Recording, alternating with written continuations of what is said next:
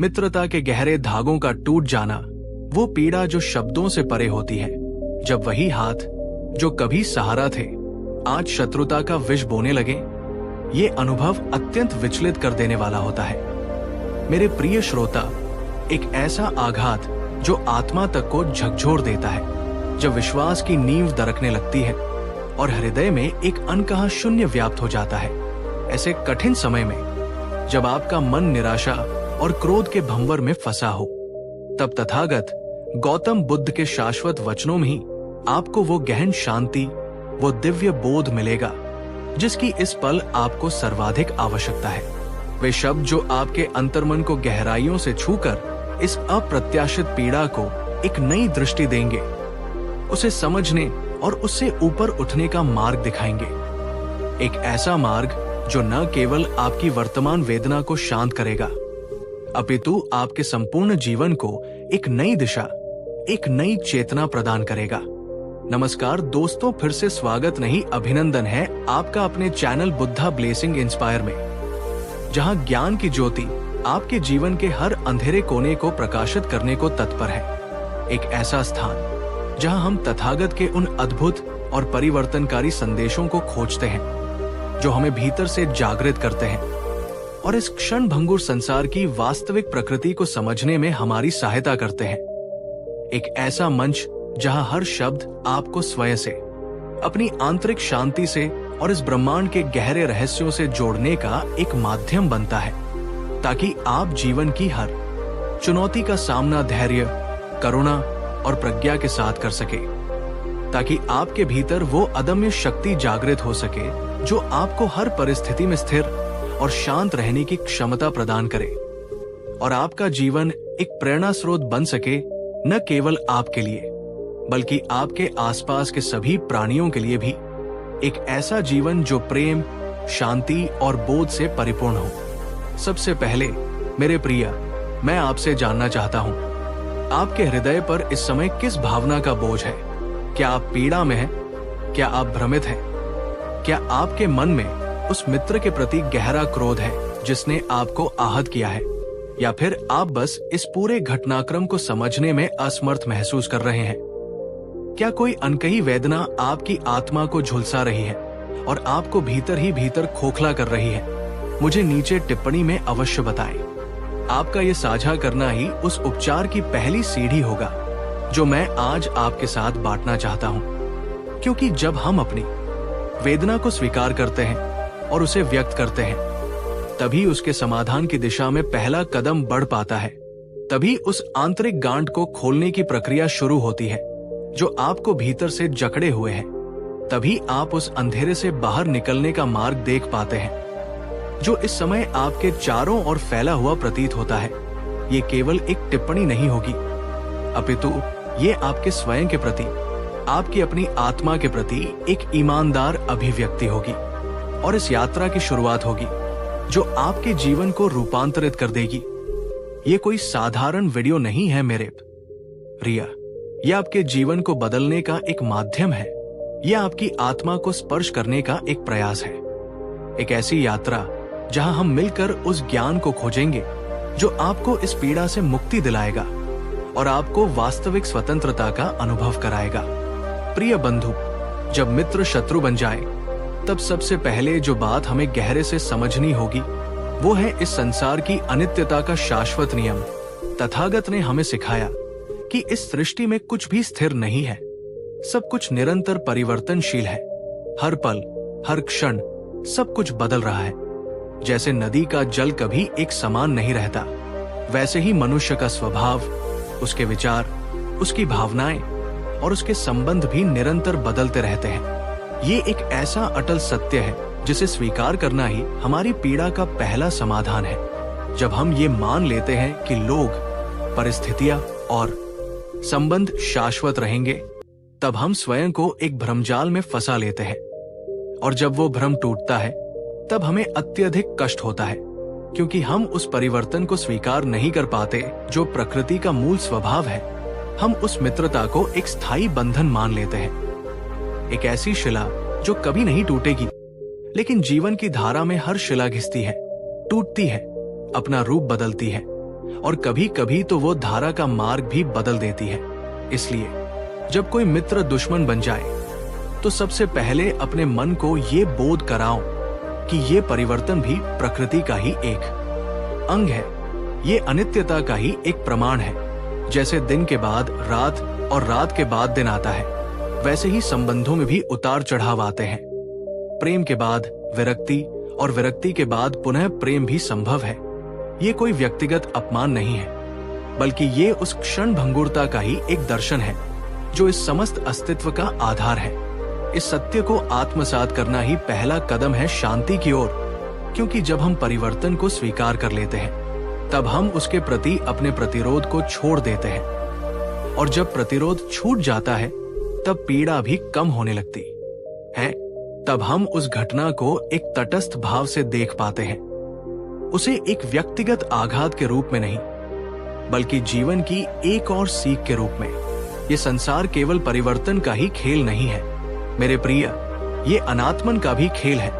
तथागत ने हमें सिखाया कि कोई भी स्थायी मैं या मेरा नहीं है, न मुझ में, न उस मित्र में, न उस मित्रता में जिस पर हम इतना विश्वास करते थे।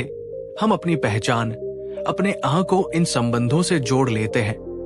हम सोचते हैं कि मैं और वो मित्र एक निश्चित अस्तित्व रखते हैं, और हमारी मित्रता भी एक निश्चित और स्थायी सत्य है। लेकिन बुद्ध कहते हैं कि ये सभी केवल धारणाएं हैं, विचार है, जिन्हें हमारा मन गढ़ता है। जैसे जल से बनी लहरें क्षण भंगुर होती हैं और अंत जल में ही विलीन हो जाती है, वैसे ही हमारा मैं और तुम्हारा का बोध भी निरंतर बदलता रहता है। ये केवल विभिन्न अनुभवों, विचारों और भावनाओं का एक अस्थायी संगम है। जब हम इस अनात्मन के सिद्धांत को समझते हैं तो हम ये जान पाते हैं कि उस मित्र का शत्रुतापूर्ण व्यवहार भी उसके भीतर के क्षणिक विचारों, भावनाओं और अविद्या का ही परिणाम है। ये उसके किसी स्थायी स्वभाव का प्रमाण नहीं है, बल्कि उस क्षण में उसकी मन स्थिति का प्रकटीकरण है। और ठीक वैसे ही हमारी प्रतिक्रिया, हमारा क्रोध, हमारी पीड़ा भी हमारे भीतर के मैं की पकड़ का ही परिणाम है। जब हम ये मेरे साथ हुआ है या उसने मुझे धोखा दिया है ऐसा सोचते हैं, तो हम उस स्थायी मैं को मजबूत करते हैं जो वास्तव में अस्तित्व में नहीं है। इस गहरी समझ से हमें ये बोध होता है कि जिस व्यक्ति को हम मित्र कहते थे वो भी अपनी अज्ञानता, अपनी तृष्णा और अपने मोह के अधीन था, और जिस व्यक्ति को हम अब शत्रु मान रहे हैं वो भी इन्हीं मानसिक विकारों से घिरा हुआ एक प्राणी है। ठीक हमारी तरह ये विचार आपको ये समझने में मदद करेगा कि वो व्यक्ति स्वयं भी अपने कर्मों और अपनी मन स्थिति का शिकार है, और उसके व्यवहार को व्यक्तिगत रूप से लेने के बजाय आप उसे एक बड़े संदर्भ में देख पाएंगे, एक ऐसे संदर्भ में जहां हर प्राणी दुख और अज्ञानता के चक्र में फंसा हुआ है, और इस बोध से एक गहरी करुणा जन्म ले सकती है, न केवल अपने लिए बल्कि उस मित्र के लिए भी जिसने आपको आहत किया है। ये अनात्मन का दर्शन हमें ये सिखाता है कि हम किसी भी संबंध या पहचान को स्थायी रूप से धारण न करें, बल्कि उन्हें एक प्रवाहमान प्रक्रिया के रूप में देखें जो निरंतर बदलती रहती है। और इस प्रकार हम उनसे उत्पन्न होने वाली पीड़ा से मुक्त हो सकते हैं। ये पीड़ा मेरे प्रिय जिसे आप इस समय महसूस कर रहे हैं, ये तथागत के दुख के सिद्धांत का प्रत्यक्ष प्रमाण है। हम सोचते हैं कि किसी मित्र का शत्रु बन जाना ही दुख का कारण है, लेकिन बुद्ध ने हमें इससे भी गहरा सत्य बताया है। दुख का मूल कारण बाहरी घटनाएं नहीं है, बल्कि उन घटनाओं के प्रति हमारी आसक्ति, हमारी तृष्णा और हमारी अविद्या है। हम मित्रता को एक निश्चित सुख का स्रोत मान लेते हैं, और जब वह स्रोत सूखता है तो हमें दुख होता है। ये हमारी अपेक्षा है कि मित्र हमेशा मित्र ही बना रहे, यही हमारी तृष्णा ना है कि संबंध हमेशा सुखद रहे, और जब ये तृष्णा पूरी नहीं होती तब दुख उत्पन्न होता है। ये हमारी अविद्या है, हमारा अज्ञान है कि हम इस संसार की परिवर्तनशील प्रकृति को नहीं समझते। हम ये नहीं समझ पाते कि हर चीज क्षण भंगुर है, और किसी भी चीज से अत्यधिक आसक्ति दुख का ही मार्ग है। जब आपका मित्र शत्रु बन गया है तो आपकी पीड़ा इस बात से नहीं है कि वो व्यक्ति अब आपके साथ नहीं है या वो बुरा व्यवहार कर रहा है, बल्कि आपकी पीड़ा इस बात से है कि आपने उस मित्रता पर अपनी खुशी को इतना अधिक निर्भर कर दिया था। आपने उससे इतनी अपेक्षाएं बांध रखी थी कि उसके टूटने से आपका आंतरिक संतुलन हिल गया है। आपने उसे अपने मैं का एक हिस्सा मान लिया था, और जब वो हिस्सा टूटता है तो पूरा मैं बिखरता हुआ प्रतीत होता है। ये दुख हमें ये सिखाता है कि वास्तविक खुशी किसी बाहरी स्रोत में नहीं है, चाहे वो कितना भी प्रिय मित्र क्यों न हो। वास्तविक खुशी हमारे भीतर है, हमारे मन की शांति में है, हमारी अनासक्ति में है, हमारी तृष्णा से मुक्ति में है। इसलिए जब आप इस दुख को महसूस करें तो इसे एक शिक्षक के रूप में देखें, एक ऐसे शिक्षक के रूप में जो आपको ये सिखाने आया है कि आपको अपनी खुशी किसी बाहरी व्यक्ति या परिस्थिति पर निर्भर नहीं करनी चाहिए, बल्कि उसे अपने भीतर खोजना चाहिए। ये दुख आपको ये अवसर दे रहा है कि आप अपनी आसक्तियों को पहचानें, अपनी तृष्णाओं को देखें और उनसे मुक्ति पाने का मार्ग खोजें। ये दुख एक अवसर है स्वयं को जानने का, अपनी अज्ञानता को दूर करने का और वास्तविक स्वतंत्रता की ओर एक कदम बढ़ाने का।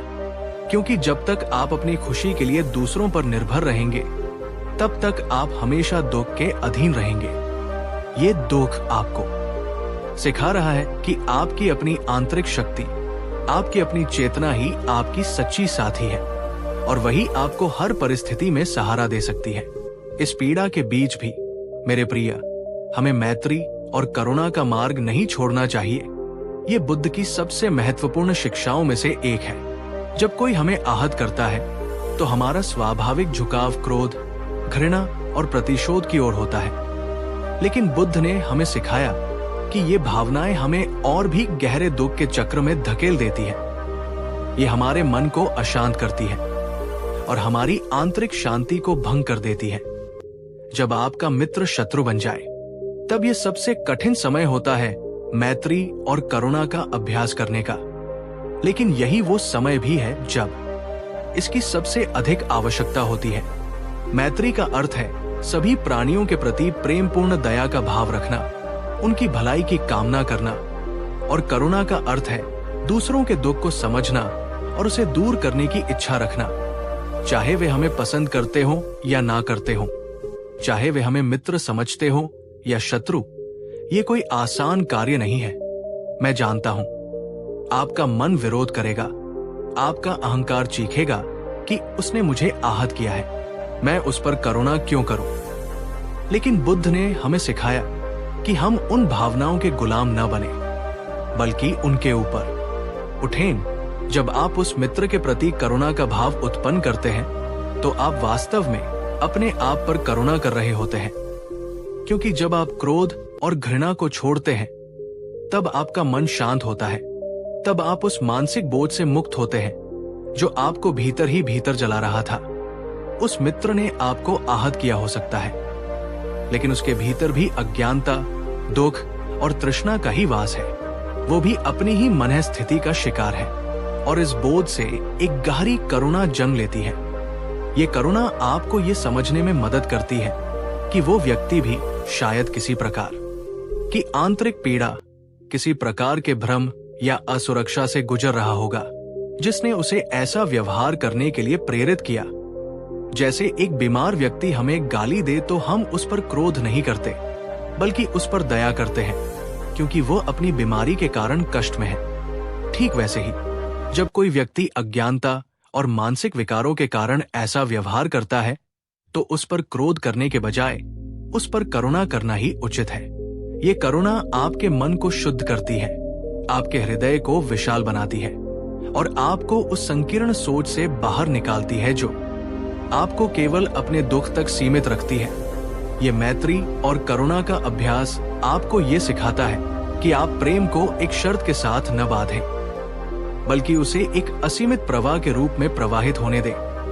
ये आपको उस आंतरिक स्वतंत्रता का अनुभव कराता है जहां आपकी खुशी किसी दूसरे के व्यवहार पर निर्भर नहीं करती, बल्कि आपके अपने मन की शुद्धता पर निर्भर करती है। और जब आप इस करुणा को विकसित कर लेते हैं, तब आप पाएंगे कि आपका अपना दुख भी धीरे धीरे कम होने लगा है, क्योंकि आप अपने आप को उस नकारात्मकता से दूर कर रहे हैं जो आपको घेरे हुए थी। ये एक ऐसा शक्तिशाली उपकरण है जो न केवल आपके संबंधों को अपितु आपके पूरे अस्तित्व को बदल सकता है। और इस सब के बीच मेरे प्रिय, हमें उपेक्षा का अभ्यास करना चाहिए। ये समता का भाव है, तटस्थता का भाव है। जब कोई हमें आहत करता है तो हमारा मन अशांत हो जाता है, हम भावनाओं के तूफान में फंस जाते हैं। हमारा मन उस मित्र और उसकी शत्रुता के इर्द गिर्द घूमता रहता है। हमें नींद नहीं आती, हमें शांति नहीं मिलती। लेकिन बुद्ध ने सिखाया कि हम इन भावनाओं के दास न बने, बल्कि उनके साक्षी बने। उपेक्षा का अर्थ ये नहीं है कि हम उदासीन हो जाएं या हमें कोई फर्क न पड़े, बल्कि इसका अर्थ ये है कि हम अपने मन को स्थिर रखें, चाहे परिस्थितियां कितनी भी बदल जाएं। चाहे कोई हमें मित्र कहे या शत्रु, हम अपने भीतर की शांति को भंग न होने दें। जैसे एक शांत झील पर पत्थर फेंका जाए तो उसमें कुछ समय के लिए तरंगे उठती है, लेकिन अंततः वो फिर से शांत हो जाती है। वैसे ही जब कोई हमें आहत करता है तो हमारे मन में क्रोध, दुख या निराशा की तरंगे उठ सकती है, लेकिन हमें उन्हें अपने ऊपर हावी नहीं होने देना चाहिए। हमें उन्हें बस देखना चाहिए, उन्हें महसूस करना चाहिए और फिर उन्हें जाने देना चाहिए। उपेक्षा हमें ये सिखाती है कि हम अपने सुख और दुख को बाहरी परिस्थितियों से अलग करें। हम ये समझे कि हमारी आंतरिक शांति किसी दूसरे व्यक्ति के व्यवहार पर निर्भर नहीं करती, बल्कि हमारे अपने मन की स्थिति पर निर्भर करती है। ये एक अभ्यास है जिसमें हम अपने मन को प्रशिक्षित करते हैं कि वो बाहरी उत्तेजनाओं के प्रति अत्यधिक प्रतिक्रिया न दे, कि वो सुख में बहुत अधिक हर्षित न हो और दुख में बहुत अधिक विचलित न हो। ये हमें एक संतुलन सिखाता है, एक ऐसी स्थिति जहां हम जीवन के हर उतार चढ़ाव को एक स्थिर मन से देख पाते हैं। जैसे एक पर्वत अपनी जगह पर अटल खड़ा रहता है, चाहे उस पर कितनी भी आंधी तूफान आ जाए। वैसे ही हमें भी अपने मन को इतना अटल बनाना चाहिए कि बाहरी घटनाएं उसे विचलित न कर सके। जब आपका मित्र शत्रु बन जाए तो आपका मन उसे बार बार याद करेगा, उसके शब्दों को दोहराएगा, उसके व्यवहार को विश्लेषण करेगा, और ये सब आपको केवल और अधिक अशांति देगा। लेकिन उपेक्षा का अभ्यास आपको इस चक्र से बाहर निकालने में मदद करेगा। ये आपको सिखाएगा कि आप उन विचारों और भावनाओं को बस देखें, उन्हें कोई अतिरिक्त शक्ति न दें, उन्हें अपने ऊपर शासन न करने दें। यह आपको एक आंतरिक स्वतंत्रता प्रदान करेगा, एक ऐसी स्वतंत्रता जहां आप अपनी भावनाओं के मालिक होंगे, न कि उनके गुलाम। और इस उपेक्षा के अभ्यास से ही सच्ची शांति का मार्ग खुलता है। वो शांति जो किसी बाहरी परिस्थिति पर निर्भर नहीं करती, बल्कि आपके अपने भीतर से उत्पन्न होती है। ये आपको जीवन की हर परिस्थिति में स्थिर रहने की शक्ति देगा। चाहे कितनी भी अप्रिय घटना क्यों न घटे, आप अपने केंद्र में बने रहेंगे। ये जानना अत्यंत महत्वपूर्ण है मेरे प्रिय, कि हमारे कर्म ही हमारे भविष्य का निर्माण करते हैं। तथागत ने हमें कर्म के सिद्धांत को गहराई से समझाया। हर विचार, हर शब्द, हर क्रिया एक कर्म है और हर कर्म का एक परिणाम होता है।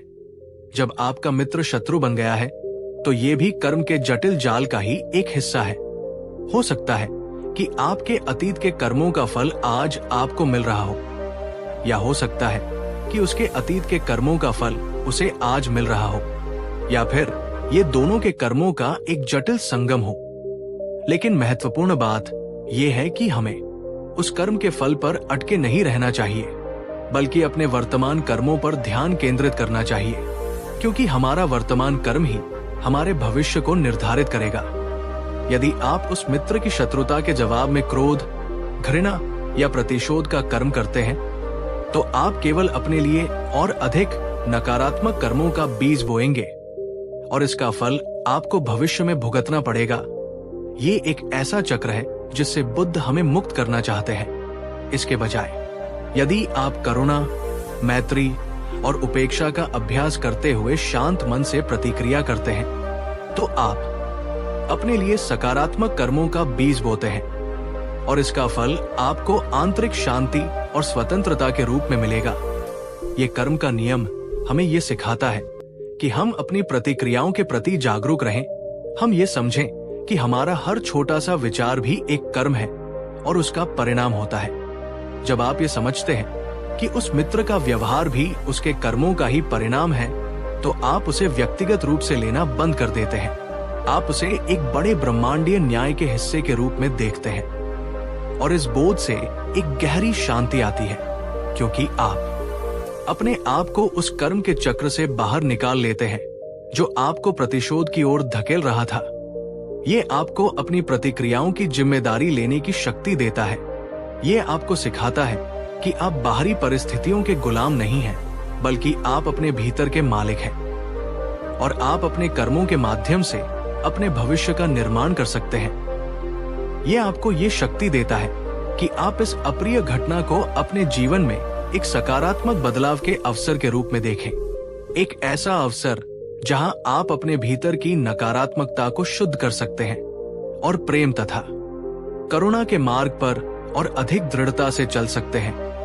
ये कर्म का सिद्धांत हमें ये सिखाता है कि हम अपने जीवन के रचयिता हैं और हम अपनी पसंद के माध्यम से अपनी नियति को आकार दे सकते हैं। इसलिए अपने वर्तमान कर्मों पर ध्यान केंद्रित करें, उन्हें शुद्ध करें और एक ऐसे भविष्य का निर्माण करें जो शांति, प्रेम और बोध से परिपूर्ण हो। इस पूरे घटनाक्रम में मेरे प्रिय, हमें सम्यक स्मृति, माइंडफुलनेस का अभ्यास करना चाहिए।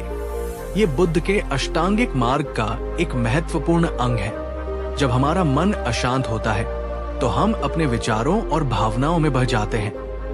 हम वर्तमान क्षण में नहीं रहते, बल्कि अतीत के दर्द या भविष्य की आशंकाओं में खो जाते हैं। सम्यक स्मृति का अर्थ है वर्तमान क्षण में पूरी जागरूकता के साथ रहना, अपने विचारों, अपनी भावनाओं, अपने शारीरिक संवेदनाओं और अपने आसपास की हर चीज को बिना किसी निर्णय के देखना। जब आपका मित्र शत्रु बन गया है तो आपका मन बार बार उस घटना को दोहराएगा। वो आपको उन पलों में ले जाएगा जब आप दोनों मित्र थे और फिर आपको उस पल में लाएगा जब उसने आपको आहत किया, और ये सब आपको केवल और अधिक पीड़ा देगा। लेकिन सम्यक स्मृति का अभ्यास आपको इस चक्र से बाहर निकालने में मदद करेगा। यह आपको सिखाएगा कि आप अपने विचारों को बस देखें, जैसे बादल आकाश में आते और जाते हैं, वैसे ही विचारों को भी अपने मन में आने और जाने दें। उन्हें पकड़े नहीं, उन्हें विश्लेषण न करें, उन्हें अच्छा या बुरा न माने, बस उन्हें देखें। ठीक वैसे ही अपनी भावनाओं को भी देखें। जब क्रोध आता है तो उसे महसूस करें, जब दुख आता है तो उसे भी महसूस करें, लेकिन उन भावनाओं में बह न जाए, उनसे अपनी पहचान न जोड़े। ये कहें कि क्रोध है या दुख है, न कि मैं क्रोधित हूं या मैं दुखी हूं। ये एक सूक्ष्म लेकिन अत्यंत महत्वपूर्ण अंतर है, क्योंकि जब आप मैं क्रोधित हूं कहते हैं तो आप अपने आप को क्रोध से जोड़ लेते हैं और तब क्रोध आपको नियंत्रित करने लगता है। लेकिन जब आप कहते हैं कि क्रोध है, तो आप क्रोध को अपने भीतर की एक अस्थायी घटना के रूप में देखते हैं और तब आप उसके साक्षी बन जाते हैं, और साक्षी भाव से ही स्वतंत्रता जन्म लेती है। सम्यक स्मृति का अभ्यास आपको अपने शरीर पर भी ध्यान केंद्रित करने में मदद करेगा। जब आप अशांत होते हैं तो आपका शरीर भी तनावग्रस्त हो जाता है, आपकी सांसें तेज हो जाती हैं, आपके कंधे कस जाते हैं। सम्यक स्मृति से अपनी सांसों पर ध्यान केंद्रित करें, अपनी सांसों को आते और जाते हुए देखें। यह आपकी मन को शांत करने में मदद करेगा। यह आपको वर्तमान क्षण में वापस लाएगा, और जब आप वर्तमान क्षण में होते हैं तब आप अतीत के दर्द या भविष्य की आशंकाओं से मुक्त होते हैं। तब आप अपने भीतर की शांति को पुनः प्राप्त कर सकते हैं। यह अभ्यास आपको अपनी आंतरिक शक्ति को पहचानने में मदद करेगा। यह आपको सिखाएगा कि आप अपनी भावनाओं और विचारों के दास नहीं हैं, बल्कि आप उनके साक्षी हैं, और साक्षी भाव से ही आप अपने जीवन पर नियंत्रण प्राप्त कर सकते हैं। सम्यक स्मृति आपको जीवन की हर परिस्थिति में स्थिर रहने की शक्ति देगा। चाहे कितनी भी अप्रिय घटना क्यों न घटे, आप अपने केंद्र में बने रहेंगे। और इस अभ्यास से ही आप उस अप्रिय घटना को एक नए दृष्टिकोण से देख पाएंगे, उसे एक व्यक्तिगत आघात के रूप में नहीं, बल्कि जीवन की एक और सीख के रूप में, एक ऐसा अवसर जहां आप अपने भीतर की शक्ति को पहचान सकते हैं और उसे विकसित कर सकते हैं। अंततः मेरे प्रिय, हमें यह समझना होगा कि इस स्थिति से ऊपर उठने के लिए हमें मोह को त्यागना होगा। ये मोह ही है जो हमें पुराने संबंधों से बांधे रखता है। ये मोह ही है जो हमें इस उम्मीद में रखता है कि चीजें वैसी ही रहें जैसी वे थी। लेकिन बुद्ध ने सिखाया कि हर मोह दुख का कारण है। जब आपका मित्र शत्रु बन गया है तो आपका मन उस पुरानी मित्रता के मोह में फंसा हुआ है। आप उस बीते हुए सुख को याद कर रहे हैं, आप उस विश्वास को याद कर रहे हैं जो अब टूट गया है। और ये मोह आपको वर्तमान की वास्तविकता को स्वीकार करने से रोक रहा है। ये आपको आगे बढ़ने से रोक रहा है। मोह का त्याग करना आसान नहीं है, खासकर जब वो किसी प्रिय व्यक्ति से जुड़ा हो। लेकिन ये मुक्ति का मार्ग है, ये स्वतंत्रता का मार्ग है। इसका अर्थ ये नहीं है कि आप उस व्यक्ति के प्रति अपनी भावनाओं को मिटा दें या आप उसे पूरी तरह से भूल जाएं, बल्कि इसका अर्थ ये है कि आप उस संबंध से अपनी खुशी को बांधना छोड़ दें। आप उस संबंध के टूटने के कारण होने वाली पीड़ा से स्वयं को मुक्त करें। यह आपको ये सिखाता है कि आप अपने जीवन में हर चीज को एक अस्थायी अवस्था के रूप में देखें, एक ऐसी अवस्था जो आती है और चली जाती है। जैसे यात्री आते हैं और जाते हैं, वैसे ही लोग और संबंध भी हमारे जीवन में आते हैं और जाते हैं, और हमें उन्हें मुक्त भाव से स्वीकार करना चाहिए। मोह का त्याग आपको अपनी आंतरिक शक्ति को पहचानने में मदद करेगा। यह आपको सिखाएगा कि आप किसी बाहरी व्यक्ति या परिस्थिति पर अपनी खुशी के लिए निर्भर नहीं हैं, बल्कि आपकी खुशी आपके भीतर है, आपकी अपनी आंतरिक शांति में है। यह आपको एक नई स्वतंत्रता प्रदान करेगा, एक ऐसी स्वतंत्रता जहां आप अपने जीवन के हर पल का आनंद ले सकते हैं, चाहे परिस्थितियां कैसी भी क्यों न हो। यह आपको अपनी आत्मा को शुद्ध करने और अपनी चेतना को जागृत करने में मदद करेगा। और जब आप मोह का त्याग कर देते हैं, तब आप पाएंगे कि आपका दुख धीरे धीरे कम होने लगा है, क्योंकि आप अपने आप को उस बंधन से मुक्त कर रहे हैं जो आपको घेरे हुए था। यह आपको एक नई शुरुआत करने की शक्ति देगा, एक ऐसी शुरुआत जहां आप अपने जीवन को एक नए दृष्टिकोण से देख सकते हैं, एक ऐसा दृष्टिकोण जो प्रेम, शांति और बोध से परिपूर्ण हो। यह आपको उस आंतरिक प्रकाश को खोजने में मदद करेगा जो हमेशा आपके भीतर मौजूद है, और यह प्रकाश आपको हर अंधेरे से बाहर निकालने में मदद करेगा। यह आपको उस मुक्ति का अनुभव कराएगा जो बुद्ध ने हमें सिखाया, एक ऐसी मुक्ति जहां आप हर बंधन से स्वतंत्र हैं और आप अपने जीवन के हर पल को पूरी जागरूकता और शांति के साथ जी सकते हैं। यह समझना आवश्यक है मेरे प्रिय कि क्षमा का वास्तविक अर्थ क्या है। जब कोई मित्र शत्रु बन जाए और आपको असीम पीड़ा दे, तो क्षमा करना अत्यंत कठिन प्रतीत होता है। आपका मन प्रतिशोध और क्रोध की ज्वाला में जलने लगता है। लेकिन तथागत बुद्ध ने हमें सिखाया कि क्षमा दूसरों के लिए नहीं, अपितु स्वयं के लिए होती है। ये किसी दूसरे को माफ करके उसे दोषमुक्त करना नहीं है, बल्कि अपने भीतर से उस क्रोध, उस घृणा, उस कटुता और उस दर्द को मुक्त करना है जो आपको भीतर ही भीतर जला रहा है।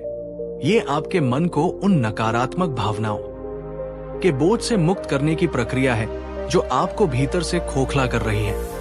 जब आप किसी को क्षमा नहीं करते, तो आप उस व्यक्ति को अपने मन में एक कैदी की तरह रखते हैं, और वह व्यक्ति आपके मन की शांति को भंग करता रहता है। वो आपके विचारों और भावनाओं को नियंत्रित करता रहता है, और आप उसके कारण लगातार दुख और अशांति में रहते हैं। लेकिन जब आप उसे क्षमा कर देते हैं, तो आप उसे अपने मन की कैद से मुक्त करते हैं, और इस प्रक्रिया में आप स्वयं को भी मुक्त करते हैं।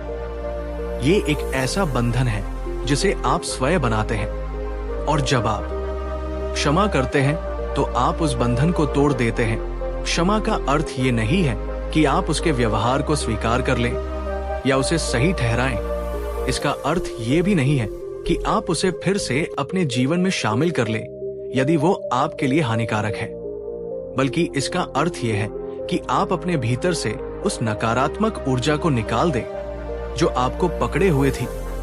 ये आपको एक आंतरिक शांति प्रदान करेगा, एक ऐसी शांति जो किसी दूसरे के व्यवहार पर निर्भर नहीं करती, बल्कि आपके अपने मन की स्थिति पर निर्भर करती है। ये आपको उस मानसिक बोझ से मुक्त करेगा जो आपको भीतर ही भीतर जला रहा था। ये आपको अपने जीवन में आगे बढ़ने की शक्ति देगा, क्योंकि जब तक आप अतीत के दर्द को पकड़े रहेंगे तब तक आप भविष्य की ओर नहीं देख पाएंगे। क्षमा एक ऐसा शक्तिशाली उपकरण है जो न केवल आपके संबंधों को अपितु आपके पूरे अस्तित्व को बदल सकता है। ये आपको प्रेम और करुणा के मार्ग पर और अधिक दृढ़ता से चलने में मदद करेगा।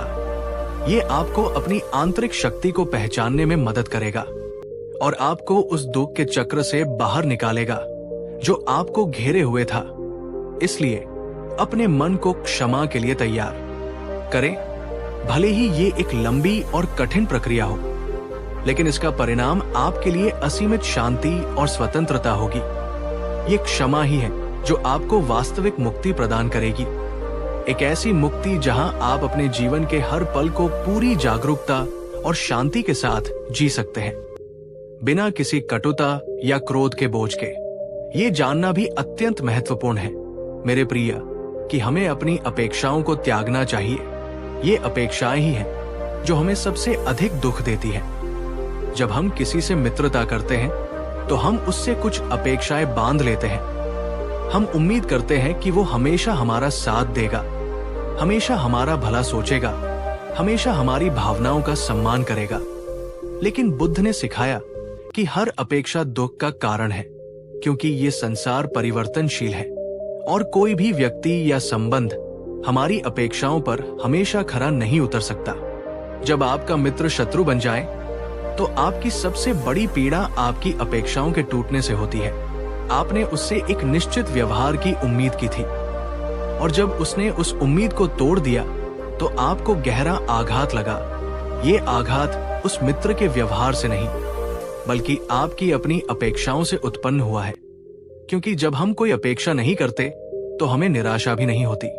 यह आपको ये सिखाता है कि आप अपने जीवन में हर चीज को बिना किसी अपेक्षा के स्वीकार करें। आप लोगों को वैसे ही स्वीकार करें जैसे वे हैं, उनके अच्छे और बुरे गुणों के साथ, बिना ये उम्मीद किए कि वे आपके अनुसार बदलेंगे। ये आपको एक आंतरिक स्वतंत्रता प्रदान करेगा, एक ऐसी स्वतंत्रता जहां आप किसी दूसरे व्यक्ति के व्यवहार या किसी परिस्थिति पर अपनी खुशी के लिए निर्भर नहीं है, बल्कि आपकी खुशी आपके भीतर है, आपकी अपनी आंतरिक शांति में है। ये आपको उस मानसिक बोझ से मुक्त करेगा जो आपको भीतर ही भीतर जला रहा था। ये आपको अपने जीवन में आगे बढ़ने की शक्ति देगा, क्योंकि जब तक आप अपेक्षाओं के बोझ तले दबे रहेंगे तब तक आप वर्तमान क्षण का आनंद नहीं ले पाएंगे। अपेक्षाओं का त्याग आपको अपनी आत्मा को शुद्ध करने और अपनी चेतना को जागृत करने में मदद करेगा। और जब आप अपेक्षाओं का त्याग कर देते हैं तब आप पाएंगे कि आपका दुख धीरे धीरे कम होने लगा है, क्योंकि आप अपने आप को उस बंधन से मुक्त कर रहे हैं जो आपको घेरे हुए था। ये आपको एक नई शुरुआत करने की शक्ति देगा, एक ऐसी शुरुआत जहां आप अपने जीवन को एक नए दृष्टिकोण से देख सकते हैं, एक ऐसा दृष्टिकोण जो प्रेम, शांति और बोध से परिपूर्ण हो। ये आपको उस आंतरिक प्रकाश को खोजने में मदद करेगा जो हमेशा आपके भीतर मौजूद है, और ये प्रकाश आपको हर अंधेरे से बाहर निकालने में मदद करेगा। ये आपको उस मुक्ति का अनुभव कराएगा जो बुद्ध ने हमें सिखाया, एक ऐसी मुक्ति जहां आप हर बंधन से स्वतंत्र हैं और आप अपने जीवन के हर पल को पूरी जागरूकता और शांति के साथ जी सकते हैं, बिना किसी अपेक्षा के बोझ के। ये भी समझ लेना चाहिए मेरे प्रिय कि आत्मनिरीक्षण, सेल्फ रिफ्लेक्शन कितना महत्वपूर्ण है। जब कोई मित्र शत्रु बन जाए तो हमारा पहला झुकाव उस मित्र को दोषी ठहराने का होता है। हम उसे ही बुरा और गलत मानते हैं और अपनी भूमिका को अनदेखा कर देते हैं। लेकिन बुद्ध ने हमें सिखाया कि हमें हमेशा अपने भीतर देखना चाहिए, हमें अपनी प्रतिक्रियाओं, अपने विचारों और अपनी भावनाओं का आत्मनिरीक्षण करना चाहिए। हमें ये देखना चाहिए कि इस पूरे घटनाक्रम में हमारी क्या भूमिका रही है।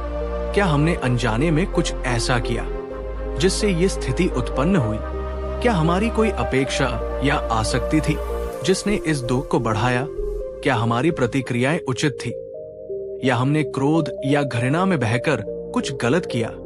ये आत्मनिरीक्षण किसी को दोषी ठहराने के लिए नहीं है, बल्कि स्वयं को समझने के लिए है, अपनी अज्ञानता को दूर करने के लिए है और अपने भीतर सुधार लाने के लिए है। जब आप अपने भीतर देखते हैं तो आप अपनी कमजोरियों, अपनी गलतियों और अपनी अज्ञानता को पहचान पाते हैं, और ये पहचान ही सुधार का पहला कदम है। ये आपको अपनी प्रतिक्रियाओं की जिम्मेदारी लेने की शक्ति देता है। ये आपको सिखाता है कि आप बाहरी परिस्थितियों के गुलाम नहीं हैं, बल्कि आप अपने भीतर के मालिक हैं, और आप अपने भीतर बदलाव लाकर अपने जीवन को बदल सकते हैं। आत्मनिरीक्षण आपको अपनी आंतरिक शक्ति को पहचानने में मदद करेगा।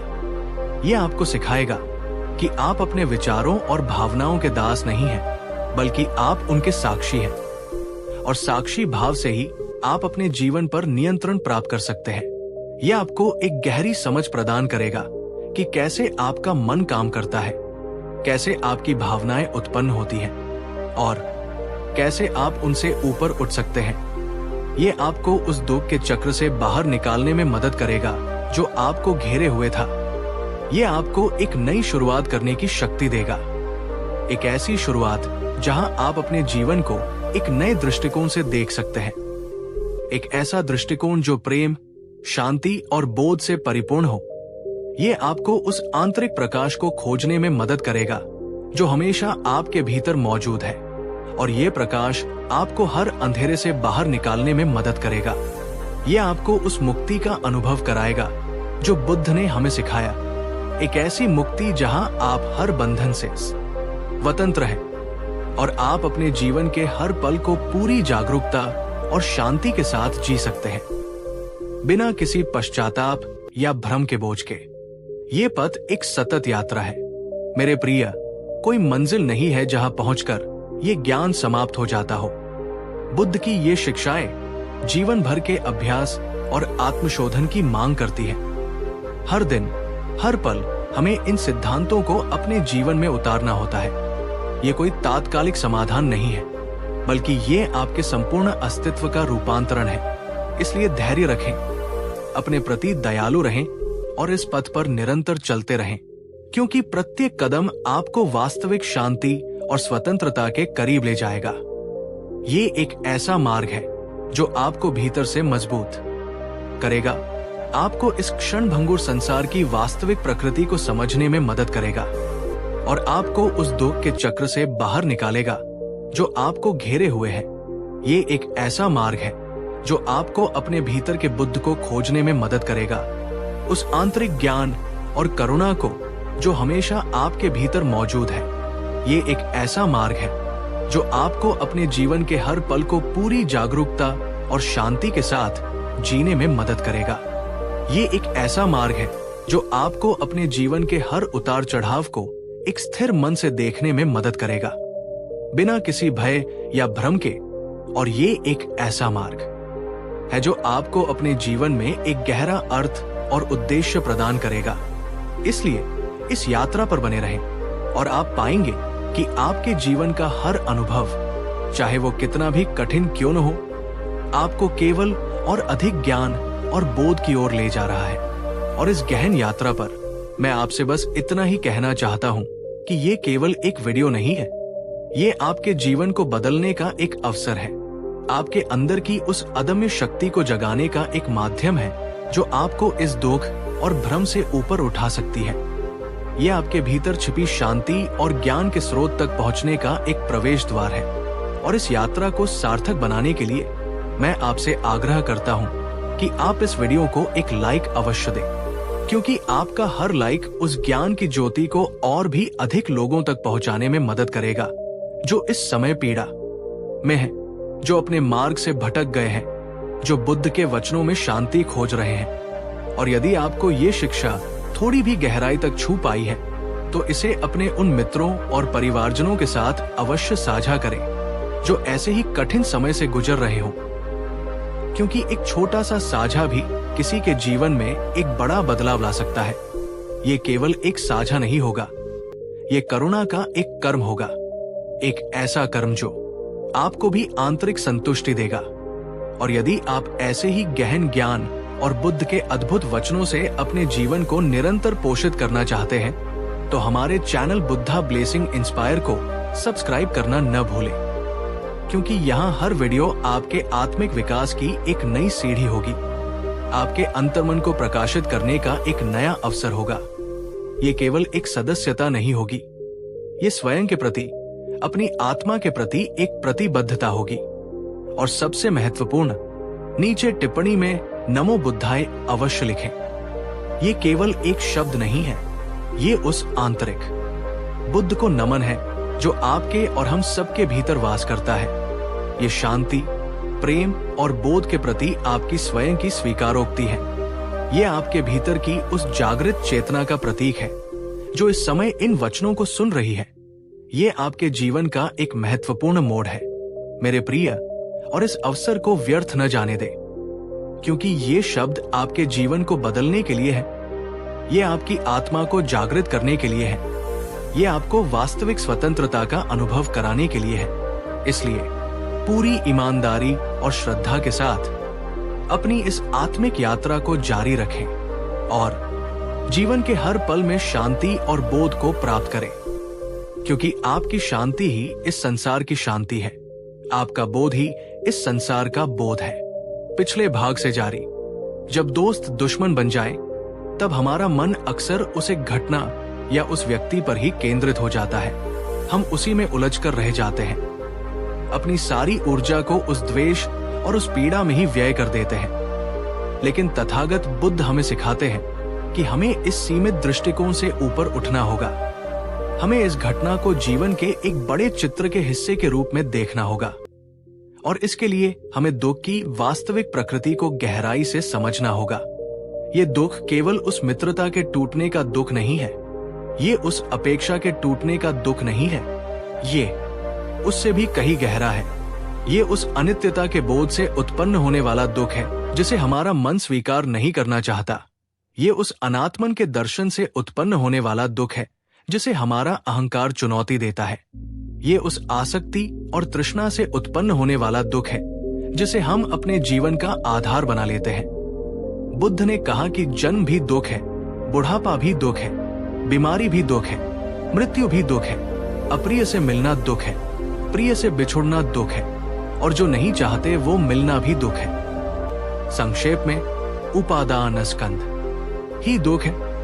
ये 5 स्कंध रूप, वेदना, संज्ञा, संस्कार, विज्ञान, जो मिलकर हमारी तथाकथित पहचान बनाते हैं, ये सभी दुख से भरे हैं, क्योंकि ये अनित्य है, परिवर्तनशील है और अनात्म है।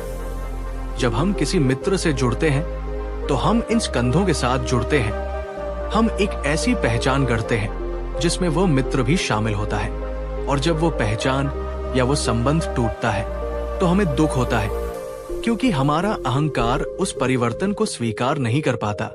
वो उस मैं को बचाना चाहता है जो अब अधूरा या आहत महसूस कर रहा है। ये दुख हमें ये सिखाता है कि हम अपनी पहचान और अपनी खुशी को किसी बाहरी वस्तु, व्यक्ति या संबंध से न जोड़ें, बल्कि उसे अपने भीतर खोजें, अपने भीतर की उस शाश्वत शांति में जो किसी भी बाहरी परिस्थिति से अप्रभावित रहती है। ये दुख हमें एक गहरा अवसर देता है कि हम अपनी आसक्तियों को पहचानें, अपनी तृष्णाओं को देखें और उनसे मुक्ति पाने का मार्ग खोजें, क्योंकि जब तक हम इन दुख के मूल कारणों को नहीं समझेंगे, तब तक हम किसी भी बाहरी घटना से स्थायी शांति नहीं पा सकते। ये दुख हमें ये सिखाता है कि वास्तविक स्वतंत्रता बाहरी परिस्थितियों को नियंत्रित करने में नहीं है, बल्कि अपने मन को नियंत्रित करने में है, अपनी प्रतिक्रियाओं को समझने में है और अपनी आंतरिक शांति को बनाए रखने में है। ये एक गहन शिक्षा है जिसे आत्मसात करना ही हमें इस प्रकार की पीड़ा से स्थायी मुक्ति दिला सकता है। और इस दुख के मूल को समझने के लिए हमें अनित्यता एनिका के सिद्धांत को और भी अधिक गहराई से अपने जीवन में उतारना होगा। तथागत बुद्ध ने बार बार इस सत्य पर जोर दिया कि इस सृष्टि में कुछ भी स्थायी नहीं है। सब कुछ निरंतर बदल रहा है। हर पल, हर क्षण, हर चीज प्रवाहमान है। जैसे नदी का जल कभी एक समान नहीं रहता, वैसे ही मनुष्य का शरीर, उसके विचार, उसकी भावनाएं, उसके संबंध और यहाँ तक कि उसकी अपनी आत्मा, जैसा कि लोग मानते हैं, भी निरंतर परिवर्तनशील है। जब आपका मित्र दुश्मन बन जाए तो ये अनित्यता का ही एक कठोर लेकिन शाश्वत प्रमाण है। आपने उस मित्रता को स्थायी माना होगा। आपने सोचा होगा कि ये संबंध कभी नहीं टूटेगा, लेकिन जीवन की धारा में हर चीज बदलती है। आज जो मित्र है, कल वो अजनबी हो सकता है और कभी कभी तो वो शत्रु भी बन सकता है। ये केवल उस मित्र का परिवर्तन नहीं है, ये आपके स्वयं के भीतर का परिवर्तन भी है। आपके विचारों का परिवर्तन, आपकी भावनाओं का परिवर्तन और उस संबंध के प्रति आपकी अपनी धारणा का परिवर्तन। इस सत्य को स्वीकार करना ही हमारी पीड़ा का पहला समाधान है। जब हम परिवर्तन को स्वीकार करते हैं तो हम उसके प्रति अपने प्रतिरोध को छोड़ देते हैं, और जब प्रतिरोध छूट जाता है तब पीड़ा भी कम होने लगती है। ये हमें ये बोध कराता है कि हम किसी भी चीज को कसकर न पकड़े, क्योंकि जितनी कसकर हम किसी चीज को पकड़ते हैं उतनी ही अधिक पीड़ा हमें तब होती है जब वो हमारे हाथों से छूटती है। ये हमें ये सिखाता है कि हम जीवन को एक प्रवाह के रूप में देखें, जिसमें सब कुछ आता है और जाता है। जैसे एक यात्री किसी धर्मशाला में थोड़ी देर रुकता है और फिर आगे बढ़ जाता है, वैसे ही लोग और परिस्थितियां भी हमारे जीवन में आती है और जाती है, और हमें उन्हें मुक्त भाव से स्वीकार करना चाहिए।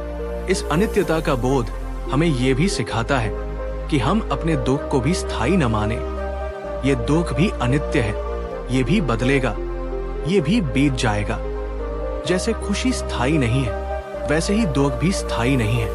और इस बोध से हमें आशा मिलती है, हमें ये शक्ति मिलती है कि हम इस कठिन समय को भी धैर्य के साथ पार कर सकते हैं, क्योंकि ये भी बीत जाएगा। ये अनित्यता का दर्शन हमें जीवन के हर पल को पूरी जागरूकता और कृतज्ञता के साथ जीने में मदद करता है।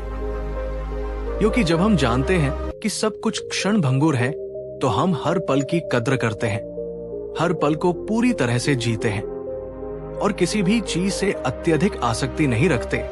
ये हमें उस आंतरिक स्वतंत्रता का अनुभव कराता है, जहां हमारी खुशी किसी बाहरी चीज पर निर्भर नहीं करती, बल्कि हमारे अपने मन की शांति और बोध पर निर्भर करती है।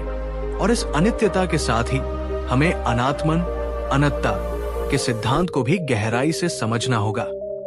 ये बुद्ध की सबसे मौलिक और क्रांतिकारी शिक्षाओं में से एक है।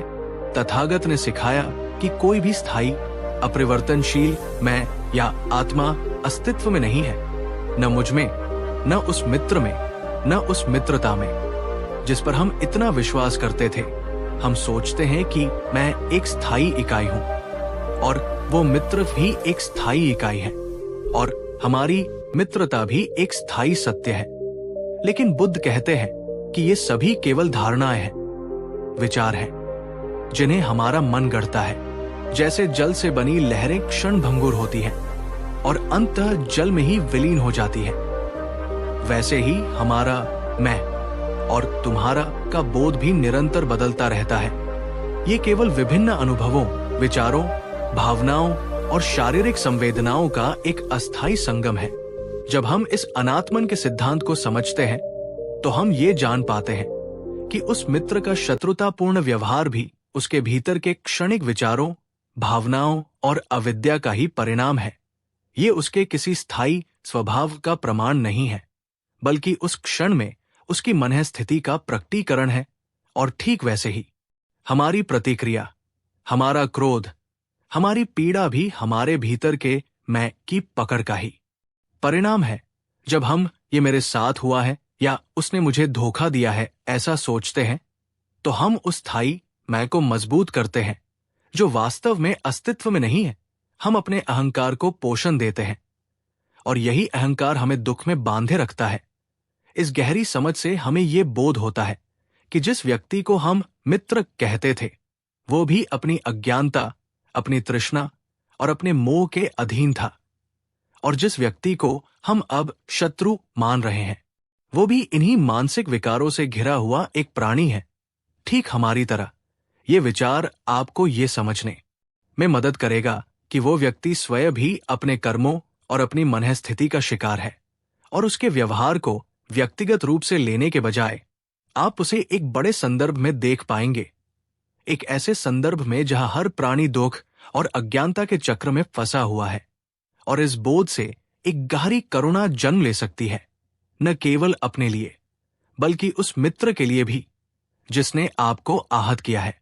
ये अनात्मन का दर्शन हमें ये सिखाता है कि हम किसी भी संबंध या पहचान को स्थायी रूप से धारण न करें, बल्कि उन्हें एक प्रवाहमान प्रक्रिया के रूप में देखें जो निरंतर बदलती रहती है, और इस प्रकार हम उनसे उत्पन्न होने वाली पीड़ा से मुक्त हो सकते हैं। ये हमें यह भी सिखाता है कि हम स्वयं को भी किसी निश्चित पहचान से न बांधें। हम अपने विचारों और भावनाओं को केवल देखें, उनसे अपनी पहचान न जोड़ें, क्योंकि हम उनसे बड़े हैं। हम वो चेतना है जो इन विचारों और भावनाओं का अनुभव करती है, और इस साक्षी भाव से ही सच्ची स्वतंत्रता और शांति प्राप्त होती है। और इन तीनों सत्यों, दुख, अनित्यता, अनात्मन को समझने का सीधा संबंध प्रतीत्य समुत्पाद, डिपेंडेंट ओरिजिनेशन के गहन सिद्धांत से है। यह सिद्धांत हमें यह सिखाता है कि इस ब्रह्मांड में कुछ भी स्वतंत्र रूप से उत्पन्न नहीं होता। सब कुछ कारणों और परिस्थितियों के एक जटिल जाल पर निर्भर करता है। हर घटना, हर भावना, हर विचार किसी न किसी कारण से उत्पन्न होता है, और फिर वो स्वयं अगले कारण का आधार बन जाता है। ये एक अंतहीन चक्र है। जब आपका दोस्त दुश्मन बन जाए तो ये कोई एकतरफा या आकस्मिक घटना नहीं है। ये अतीत के कई कारणों और वर्तमान की कई परिस्थितियों का परिणाम है। हो सकता है कि उसकी अपनी आंतरिक असुरक्षाएं रही हों, हो सकता है कि कोई गलतफहमी पैदा हुई हो सकता है कि आपके या उसके कुछ कर्म ऐसे रहे हो जिन्होंने इस स्थिति को जन्म दिया हो, या फिर बाहरी परिस्थितियां ऐसी बनी हो जिन्होंने उसके मन को प्रभावित किया हो। इस सिद्धांत को समझने से हम किसी एक व्यक्ति को पूरी तरह से दोषी ठहराने की प्रवृत्ति से मुक्त होते हैं। हम ये जान पाते हैं कि हर कोई अपनी अपनी अज्ञानता और तृष्णा के अधीन कर्म करता है, और इस अज्ञानता के कारण ही दुख का चक्र चलता रहता है। प्रतीत्य समुत्पाद का बोध हमें यह समझने में मदद करता है कि आपका दुख भी इसी तरह उत्पन्न हुआ है। ये उस घटना के कारण नहीं है, बल्कि उस घटना के प्रति आपकी आसक्ति, आपकी अपेक्षा और आपकी अज्ञानता के कारण उत्पन्न हुआ है। ये हमें यह सिखाता है कि हम इस कारण और प्रभाव के चक्र को कैसे तोड़ सकते हैं। जब हम कारणों को समझना शुरू करते हैं तो हम उन्हें बदलना भी शुरू कर सकते हैं। हम अपनी प्रतिक्रियाओं को बदलना शुरू कर सकते हैं। हम अपने विचारों और भावनाओं को बदलना शुरू कर सकते हैं, और इस प्रकार हम भविष्य के दुख के कारणों को बनने से रोक सकते हैं। यह हमें एक गहरी जिम्मेदारी का एहसास कराता है। यह हमें यह सिखाता है कि हम अपने जीवन के रचयिता हैं, और हम अपने कर्मों के माध्यम से अपने भविष्य का निर्माण कर सकते हैं। यह सिद्धांत हमें यह भी सिखाता है कि हम किसी भी चीज को स्थायी न मानें, क्योंकि हर चीज कारणों और परिस्थितियों पर निर्भर करती है, और जब वे कारण और परिस्थितियां बदलती हैं तो वो चीज भी बदल जाती है। यह आपको उस आंतरिक स्वतंत्रता का अनुभव कराता है जहां आप किसी भी परिस्थिति से विचलित नहीं होते, क्योंकि आप समझते हैं कि हर चीज परिवर्तनशील है और कारणों के अधीन है। इस बोध से एक गहरी शांति आती है, क्योंकि आप अपने आप को उस भ्रम से मुक्त करते हैं कि आप सब कुछ नियंत्रित कर सकते हैं। आप स्वीकार करते हैं कि जीवन एक प्रवाह है, और आप उस प्रवाह के साथ शांति से बहना सीख जाते हैं, बिना किसी प्रतिरोध या दुख के। ये प्रतीत्य समुत्पाद की शिक्षा आपको जीवन के हर पहलू को एक नए दृष्टिकोण से देखने में मदद करती है, उसे एक गहरे सत्य के रूप में समझने में मदद करती है, और आपको उस दुख के चक्र से बाहर निकालने में मदद करती है जो आपको घेरे हुए था। इन मूलभूत सिद्धांतों की समझ ही हमें तथागत बुद्ध द्वारा बताए गए 4 आर्य सत्यों, 4 नोबल ट्रूथ्स तक ले जाती है, जो हमें दुख से मुक्ति का पूर्ण मार्ग दिखाते हैं। पहला आर्य सत्य है दुख। जैसा कि हमने पहले चर्चा की, जीवन दुखमय है, और जब एक मित्र शत्रु बन जाए तो ये इस सत्य का एक ज्वलंत उदाहरण है। ये पीड़ा, ये निराशा, ये क्रोध, ये सब दुख का ही रूप है। लेकिन बुद्ध हमें यही नहीं छोड़ते। वे हमें दूसरा आर्य सत्य बताते हैं, दुख का कारण। और दुख का कारण तृष्णा, क्रेविंग है। ये तृष्णा केवल भौतिक वस्तुओं की नहीं है, ये संबंधों की भी तृष्णा है। ये किसी चीज के बने रहने की तृष्णा है। ये बदलने से इनकार करने की तृष्णा है। हमने उस मित्रता से सुख की तृष्णा की। हमने चाहा कि वह स्थायी रहे, और जब वो हमारी तृष्णा के अनुरूप नहीं रहा तो हमें दुख हुआ। ये अज्ञानता, एविडी भी है, क्योंकि हम संसार की वास्तविक प्रकृति, अनित्यता, अनात्मन को नहीं समझते। हम भ्रम में जीते हैं, और यही अज्ञानता तृष्णा को जन्म देती है। फिर आता है तीसरा आर्य सत्य, दुख का निरोध। बुद्ध कहते हैं कि यदि दुख का कारण तृष्णा है तो तृष्णा के निरोध से दुख का निरोध हो सकता है। जब हम अपनी आसक्तियों को छोड़ देते हैं, जब हम अपनी अपेक्षाओं को त्याग देते हैं, जब हम उस भ्रम से मुक्त हो जाते हैं कि सब कुछ स्थायी रहेगा, तब दुख समाप्त हो जाता है। ये मुक्ति की स्थिति है, निर्वाण की स्थिति है, जहां मन पूरी तरह शांत और स्वतंत्र होता है। और अंत में चौथा आर्य सत्य, दुख निरोध का मार्ग। बुद्ध ने हमें इस मार्ग को दिखाया है, जिसे अष्टांगिक मार्ग, एटफोल्ड पाथ कहते हैं। ये कोई रहस्यमयी या कठिन मार्ग नहीं है। ये एक व्यावहारिक जीवन शैली है जो हमें दुख से मुक्ति की ओर ले जाती है। ये मार्ग हमें सही समझ, सही विचार, सही वाणी, सही कर्म, सही आजीविका, सही प्रयास, सही स्मृति और सही समाधि का अभ्यास करना सिखाता है। और जब हम इस मार्ग पर चलते हैं तो हम अपनी आसक्तियों को छोड़ पाते हैं, अपनी तृष्णाओं से मुक्त हो पाते हैं और अज्ञानता के अंधकार को दूर कर पाते हैं। ये 4 आर्य सत्यों की समझ हमें इस विशिष्ट स्थिति, जब दोस्त दुश्मन बन जाए, को एक व्यापक, सार्वभौमिक दृष्टिकोण से देखने में मदद करती है। ये हमें ये समझने में मदद करती है कि हमारी व्यक्तिगत पीड़ा भी मानव अस्तित्व के एक बड़े सत्य का हिस्सा है, और इस सत्य को जानकर ही हम उससे ऊपर उठ सकते हैं, उससे स्थायी रूप से मुक्त हो सकते हैं। ये हमें ये शक्ति देता है कि हम अपने दुख को केवल एक व्यक्तिगत समस्या के रूप में न देखें, बल्कि उसे आत्मबोध और मुक्ति के एक अवसर के रूप में देखें। ये एक ऐसा मार्ग है जो हमें अपनी आंतरिक शक्ति को पहचानने में मदद करता है और हमें उस दुख के चक्र से बाहर निकालने में मदद करता है जो हमें घेरे हुए था। और इस दुख से मुक्ति के लिए बुद्ध ने हमें अष्टांगिक मार्ग, एटफोल्ड पाथ प्रदान किया है, जो जीवन जीने का एक व्यावहारिक और नैतिक तरीका है। ये मार्ग आपको अपनी वर्तमान पीड़ा से निकलने और भविष्य के दुख को रोकने में मदद करेगा।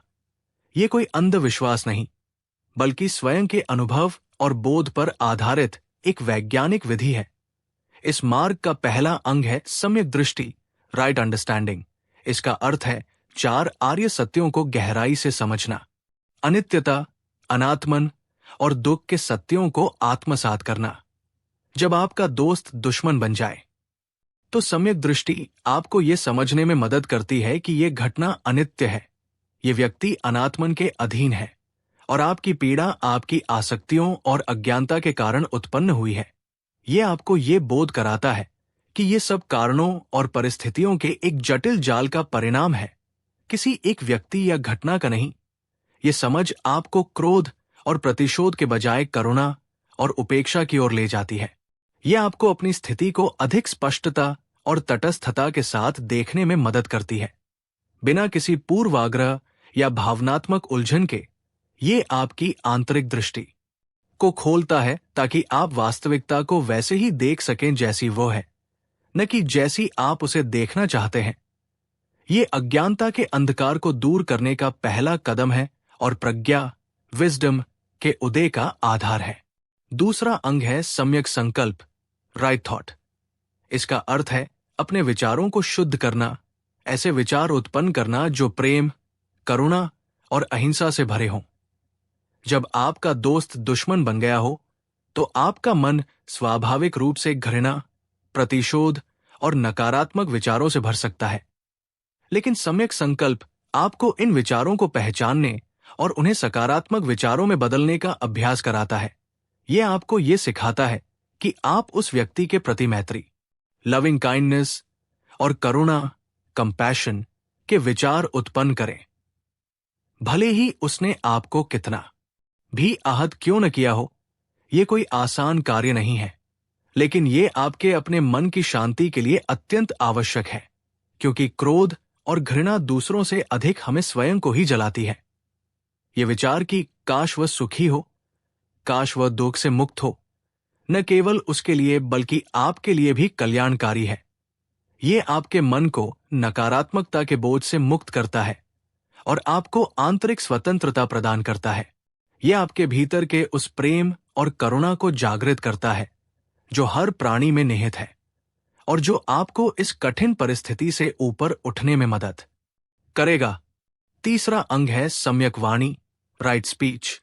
इसका अर्थ है सच बोलना, दूसरों को आहत न करने वाली वाणी का प्रयोग करना, विभाजनकारी बातें न करना और व्यर्थ की बातों से बचना। जब आपका दोस्त दुश्मन बन जाए तो आपका मन उस व्यक्ति के बारे में बुरा बोलने, उसकी आलोचना करने या दूसरों के सामने उसे बदनाम करने के लिए उकसा सकता है। लेकिन सम्यक वाणी आपको इन प्रवृत्तियों से बचने का निर्देश देती है। यह आपको सिखाती है कि आप अपने शब्दों के प्रति जागरूक रहें, क्योंकि शब्द शक्तिशाली होते हैं और वे या तो संबंधों को जोड़ते हैं या तोड़ते हैं, और वे आपके अपने मन को भी प्रभावित करते हैं। जब आप नकारात्मक बातें करते हैं तो आपका मन और अधिक नकारात्मक हो जाता है। इसके बजाय यदि आप शांत रहते हैं या केवल आवश्यक और सच्ची बातें करते हैं तो आप अपने मन को शांत रखते हैं और आप भविष्य के संघर्षों के बीज बोने से बचते हैं। यह आपको एक आंतरिक अनुशासन सिखाता है, एक ऐसा अनुशासन जो आपको अपनी भावनाओं के अधीन होने से रोकता है और आपको अपनी वाणी पर नियंत्रण रखने की शक्ति देता है। यह आपको यह भी सिखाता है कि आप अनावश्यक रूप से इस मुद्दे को दूसरों के सामने न उठाएं, क्योंकि इससे केवल गपशप और विभाजन ही पैदा होगा और इससे आपकी अपनी शांति भी भंग होगी। चौथा अंग है सम्यक कर्म, राइट एक्शन। इसका अर्थ है ऐसे कार्य करना जो अहिंसक हो, चोरी न करना और यौन कदाचार से बचना। जब आपका दोस्त दुश्मन बन जाए तो सम्यक कर्म आपको उस व्यक्ति के प्रति किसी भी प्रकार की शारीरिक या मानसिक हिंसा से बचने का निर्देश देता है। यह आपको सिखाता है कि आप किसी भी प्रतिशोधात्मक कार्रवाई में शामिल न हों, चाहे वो कितनी भी छोटी क्यों न हो, क्योंकि हिंसा केवल और अधिक हिंसा को जन्म देती है और ये आपको अपने ही कर्मों के बुरे फलों से बांधे रखती है। इसके बजाय यदि आप शांत रहते हैं और अहिंसक कर्म करते हैं तो आप अपने लिए सकारात्मक कर्मों का बीज बोते हैं और आप अपने मन को शुद्ध रखते हैं। यह आपको एक आंतरिक शक्ति प्रदान करता है, एक ऐसी शक्ति जो आपको अपनी भावनाओं के नियंत्रण में रहने से बचाती है और आपको सही और न्यायपूर्ण मार्ग पर चलने में मदद करती है। यह आपको यह भी सिखाता है कि आप अपने कार्यों के परिणामों के प्रति जागरूक रहें, क्योंकि हर कार्य का एक परिणाम होता है और हम अपने कर्मों के माध्यम से अपने भविष्य का निर्माण करते हैं। यह आपको यह भी सिखाता है कि आप अपने क्रोध या घृणा को किसी भी तरह से व्यक्त न करें जिससे किसी को शारीरिक या मानसिक रूप से चोट पहुंचे, क्योंकि यह आपको केवल और अधिक दुख के चक्र में फंसाएगा। पांचवा अंग है सम्यक आजीविका, राइट लाइवलीहुड। इसका अर्थ का कारण तृष्णा है तो तृष्णा के निरोध से दुख का निरोध हो सकता है। जब हम अपनी आसक्तियों को छोड़ देते हैं, जब हम अपनी अपेक्षाओं को त्याग देते हैं, जब हम उस भ्रम से मुक्त हो जाते हैं कि सब कुछ स्थायी रहेगा, तब दुख समाप्त हो जाता है। ये मुक्ति की स्थिति है, निर्वाण की स्थिति है, जहां मन पूरी तरह शांत और स्वतंत्र होता है। और अंत में चौथा आर्य सत्य दुख निरोध का मार्ग, बुद्ध ने हमें इस मार्ग को दिखाया है जिसे अष्टांगिक मार्ग, एटफोल्ड पाथ कहते हैं। ये कोई रहस्यमयी या कठिन मार्ग नहीं है। ये एक व्यावहारिक जीवन शैली है जो हमें दुख से मुक्ति की ओर ले जाती है। ये मार्ग हमें सही समझ, सही विचार, सही वाणी, सही कर्म, सही आजीविका, सही प्रयास, सही स्मृति और सही समाधि का अभ्यास करना सिखाता है। और जब हम इस मार्ग पर चलते हैं तो हम अपनी आसक्तियों को छोड़ पाते हैं, अपनी तृष्णाओं से मुक्त हो पाते हैं और अज्ञानता के अंधकार को दूर कर पाते हैं। ये 4 आर्य सत्यों की समझ हमें इस विशिष्ट स्थिति, जब दोस्त दुश्मन बन जाए, को एक व्यापक, सार्वभौमिक दृष्टिकोण से देखने में मदद करती है। ये हमें ये समझने में मदद करती है कि हमारी व्यक्तिगत पीड़ा भी मानव अस्तित्व के एक बड़े सत्य का हिस्सा है, और इस सत्य को जानकर ही हम उससे ऊपर उठ सकते हैं, उससे स्थायी रूप से मुक्त हो सकते हैं। यह हमें यह शक्ति देता है कि हम अपने दुख को केवल एक व्यक्तिगत समस्या के रूप में न देखें, बल्कि उसे आत्मबोध और मुक्ति के एक अवसर के रूप में देखें। ये एक ऐसा मार्ग है जो हमें अपनी आंतरिक शक्ति को पहचानने में मदद करता है और हमें उस दुख के चक्र से बाहर निकालने में मदद करता है जो हमें घेरे हुए था।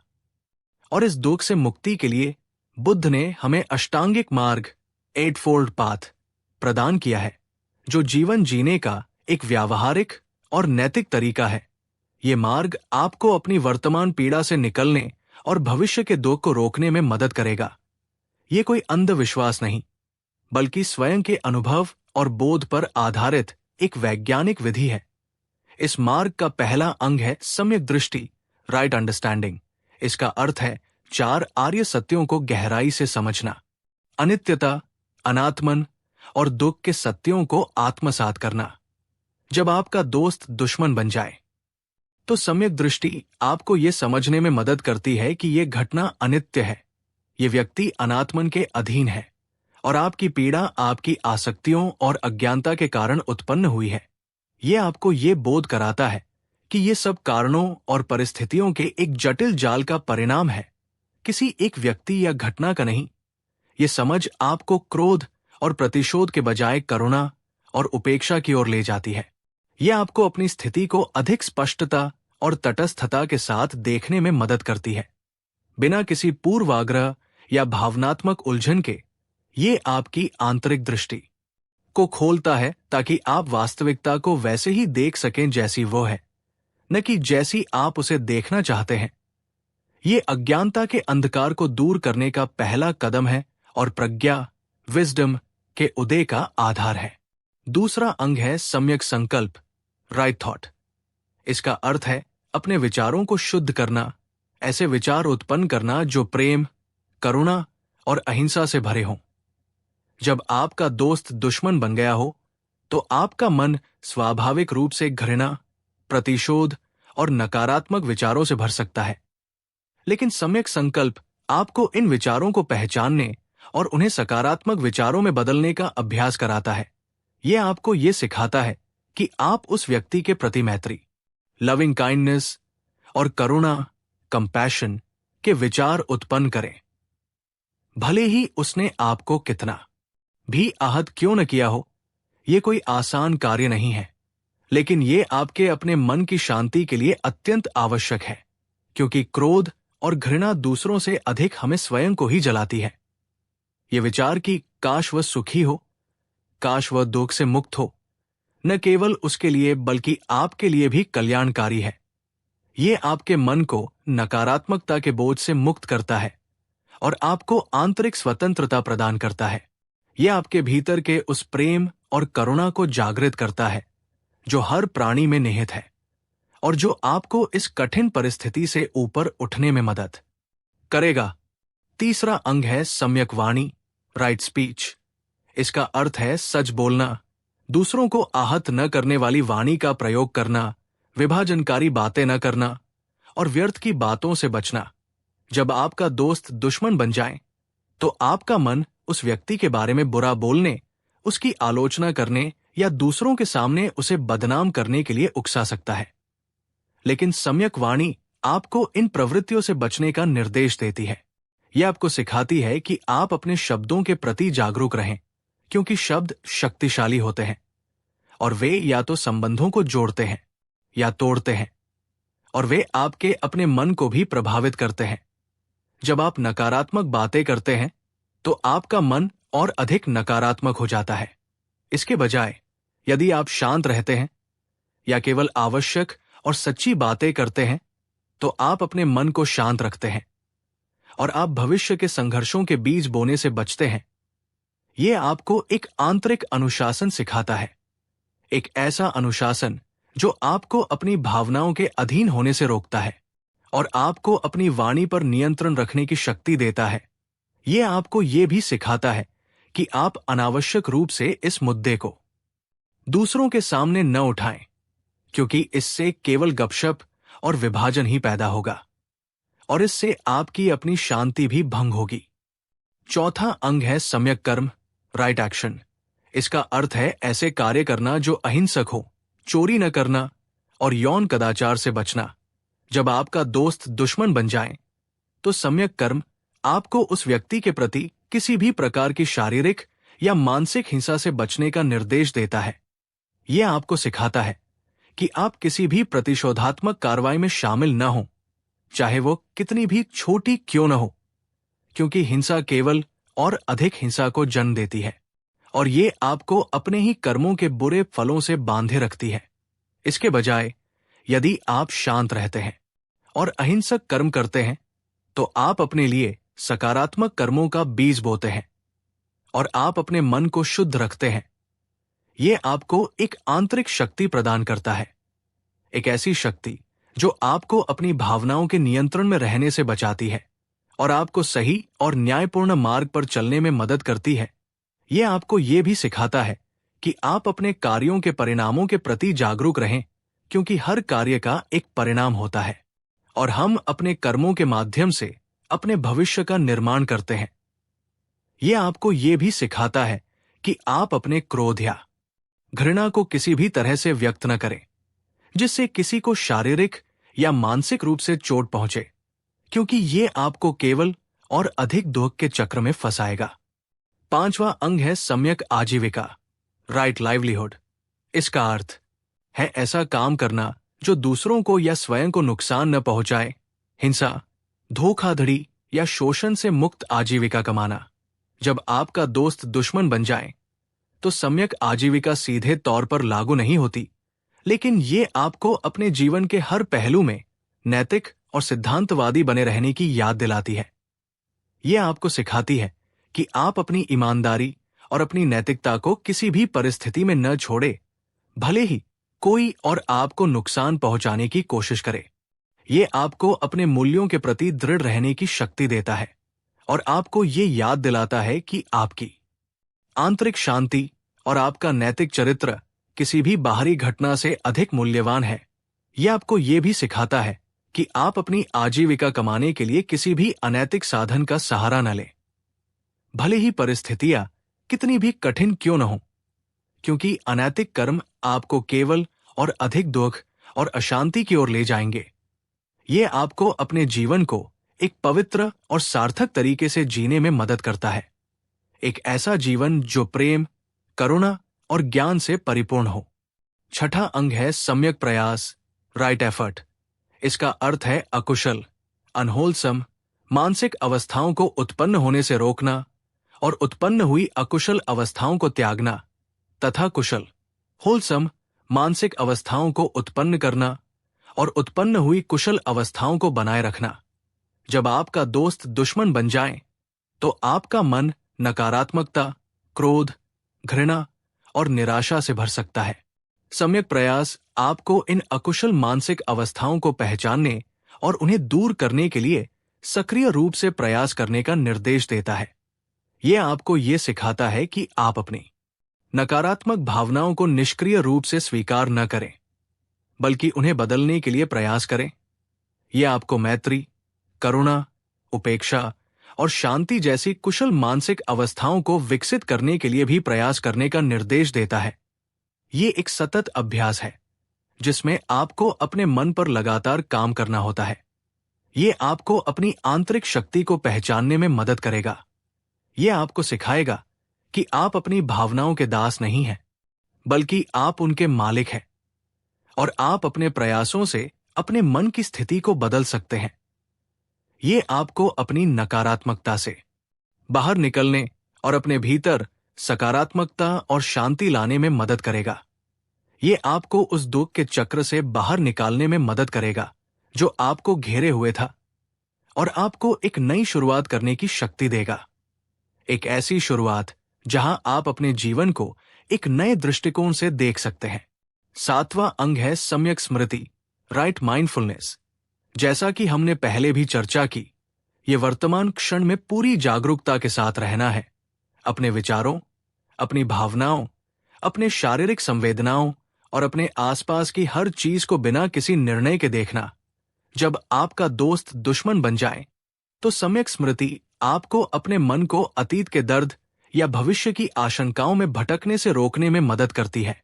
ये आपको अपने क्रोध, अपनी पीड़ा और अपनी निराशा को केवल देखने का अभ्यास कराती है। उन्हें पकड़ने या उनसे अपनी पहचान जोड़ने के बजाय ये आपको ये सिखाती है कि आप अपने विचारों को देखें। जैसे बादल आकाश में आते और जाते हैं, वैसे ही विचारों को भी अपने मन में आने और जाने दें। उन्हें पकड़े नहीं, उन्हें विश्लेषण न करें, उन्हें अच्छा या बुरा न माने, बस उन्हें देखें। ठीक वैसे ही अपनी भावनाओं को भी देखें। जब क्रोध आता है तो उसे महसूस करें, जब दुख आता है तो उसे भी महसूस करें, लेकिन उन भावनाओं में बह न जाए, उनसे अपनी पहचान न जोड़े। ये कहें कि क्रोध है या दुख है, न कि मैं क्रोधित हूं या मैं दुखी हूं। ये एक सूक्ष्म लेकिन अत्यंत महत्वपूर्ण अंतर है, क्योंकि जब आप मैं क्रोधित हूं कहते हैं तो आप अपने आप को क्रोध से जोड़ लेते हैं और तब क्रोध आपको नियंत्रित करने लगता है। लेकिन जब आप कहते हैं कि क्रोध है तो आप क्रोध को अपने भीतर की एक अस्थायी घटना के रूप में देखते हैं और तब आप उसके साक्षी बन जाते हैं, और साक्षी भाव से ही स्वतंत्रता जन्म लेती है। सम्यक स्मृति आपको अपने शरीर पर भी ध्यान केंद्रित करने में मदद करेगा। जब आप अशांत होते हैं तो आपका शरीर भी तनावग्रस्त हो जाता है। अपनी सांसों पर ध्यान केंद्रित करें। अपनी सांसों को आते और जाते हुए देखें। यह आपकी मन को शांत करने में मदद करेगा। यह आपको वर्तमान क्षण में वापस लाएगा। और जब आप वर्तमान क्षण में होते हैं तब आप अतीत के दर्द या भविष्य की आशंकाओं से मुक्त होते हैं। तब आप अपने भीतर की शांति को पुनः प्राप्त कर सकते हैं। 8वां अंग है सम्यक समाधि, राइट कॉन्सेंट्रेशन। इसका अर्थ है मन को एकाग्र करना, उसे एक बिंदु पर स्थिर करना, जो अक्सर ध्यान, मेडिटेशन के माध्यम से प्राप्त किया जाता है। जब आपका मन अशांत और विचलित होता है तो आप स्पष्ट रूप से सोच नहीं पाते, आप अपनी भावनाओं के अधीन हो जाते हैं। सम्यक समाधि आपको अपने मन को शांत और स्थिर करने में मदद करती है। ये आपको अपनी आंतरिक शांति को खोजने में मदद करती है। जब आप ध्यान करते हैं तो आप अपने विचारों और भावनाओं से एक दूरी बना लेते हैं। आप उन्हें दूर से देखने लगते हैं और इस दूरी से ही आप उनमें उलझने से बचते हैं। यह आपको एक गहरी अंतर्दृष्टि प्रदान करता है, एक ऐसी अंतर्दृष्टि जो आपको जीवन के सत्यों को समझने में मदद करती है। यह आपको अपनी आंतरिक शक्ति को पहचानने में मदद करेगा। यह आपको सिखाएगा कि आप अपनी भावनाओं के दास नहीं हैं, बल्कि आप उनके साक्षी हैं, और साक्षी भाव से ही आप अपने जीवन पर नियंत्रण प्राप्त कर सकते हैं। सम्यक समाधि आपको जीवन की हर परिस्थिति में स्थिर रहने की शक्ति देगा। चाहे कितनी भी अप्रिय घटना क्यों न घटे, आप अपने केंद्र में बने रहेंगे। ये अष्टांगिक मार्ग एक एकीकृत प्रणाली है जिसके सभी अंग एक दूसरे का समर्थन करते हैं, और इस पूरे मार्ग का अभ्यास ही हमें दुख से स्थायी मुक्ति दिलाता है। ये एक ऐसा मार्ग है जो हमें अपने भीतर के बुद्ध को खोजने में मदद करता है, उस आंतरिक ज्ञान और करुणा को जो हमेशा हमारे भीतर मौजूद है। अष्टांगिक मार्ग के अभ्यास के साथ ही हमें मैत्री, मेट्टा और करुणा की भावना को और भी गहरे से अपने हृदय में स्थापित करना होगा। ये केवल एक अवधारणा नहीं है, ये एक सक्रिय अभ्यास है। मेरे प्रिय, ये आपके भीतर के प्रेम और दयालुता को जगाने की प्रक्रिया है। जब एक मित्र शत्रु बन जाए, तो सबसे पहले हमारा मन उस व्यक्ति के प्रति घृणा और क्रोध से भर जाता है। लेकिन बुद्ध ने हमें सिखाया कि इन नकारात्मक भावनाओं को पकड़े रहना हमें स्वयं को ही जलाना है। इसके बजाय हमें मैत्री और करुणा का अभ्यास करना चाहिए। मैत्री का अर्थ है सभी प्राणियों के प्रति प्रेमपूर्ण दया का भाव रखना, उनकी भलाई की कामना करना, उनकी खुशी की इच्छा करना, चाहे वे हमें पसंद करते हों या ना करते हों, चाहे वे हमें मित्र समझते हों या शत्रु। और करुणा का अर्थ है दूसरों के दुख को समझना और उसे दूर करने की इच्छा रखना, चाहे वे हमें पसंद करते हों या ना करते हों, चाहे वे हमें मित्र समझते हों या शत्रु। ये कोई आसान कार्य नहीं है। मैं जानता हूं आपका मन विरोध करेगा, आपका अहंकार चीखेगा कि उसने मुझे आहत किया है, मैं उस पर करुणा क्यों करूं। लेकिन बुद्ध ने हमें सिखाया कि हम उन भावनाओं के गुलाम न बने, बल्कि उनके ऊपर उठें। जब आप उस मित्र के प्रति करुणा का भाव उत्पन्न करते हैं, तो आप वास्तव में अपने आप पर करुणा कर रहे होते हैं। क्योंकि जब आप क्रोध और घृणा को छोड़ते हैं, तब आपका मन शांत होता है। तब आप उस मानसिक बोझ से मुक्त होते हैं जो आपको भीतर ही भीतर जला रहा था। उस मित्र ने आपको आहत किया हो सकता है, लेकिन उसके भीतर भी अज्ञानता, दुख और तृष्णा का ही वास है। वो भी अपनी ही मन स्थिति का शिकार है, और इस बोध से एक गहरी करुणा जन्म लेती है।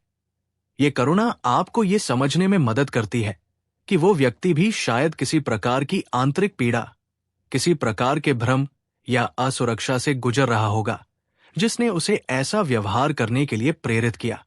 जैसे एक बीमार व्यक्ति हमें गाली दे तो हम उस पर क्रोध नहीं करते, बल्कि उस पर दया करते हैं, क्योंकि वो अपनी बीमारी के कारण कष्ट में है। ठीक वैसे ही जब कोई व्यक्ति अज्ञानता और मानसिक विकारों के कारण ऐसा व्यवहार करता है, तो उस पर क्रोध करने के बजाय उस पर करुणा करना ही उचित है। ये करुणा आपके मन को शुद्ध करती है, आपके हृदय को विशाल बनाती है और आपको उस संकीर्ण सोच से बाहर निकालती है जो आपको केवल अपने दुख तक सीमित रखती है। ये मैत्री और करुणा का अभ्यास आपको ये सिखाता है कि आप प्रेम को एक शर्त के साथ न बांधें, बल्कि उसे एक असीमित प्रवाह के रूप में प्रवाहित होने दें। ये आपको उस आंतरिक स्वतंत्रता का अनुभव कराता है जहां आपकी खुशी किसी दूसरे के व्यवहार पर निर्भर नहीं करती, बल्कि आपके अपने मन की शुद्धता पर निर्भर करती है। और जब आप इस करुणा को विकसित कर लेते हैं, तब आप पाएंगे कि आपका अपना दुख भी धीरे धीरे कम होने लगा है, क्योंकि आप अपने आप को उस नकारात्मकता से दूर कर रहे हैं जो आपको घेरे हुए थी। ये एक ऐसा शक्तिशाली उपकरण है जो न केवल आपके संबंधों को, अपितु आपके पूरे अस्तित्व को बदल सकता है।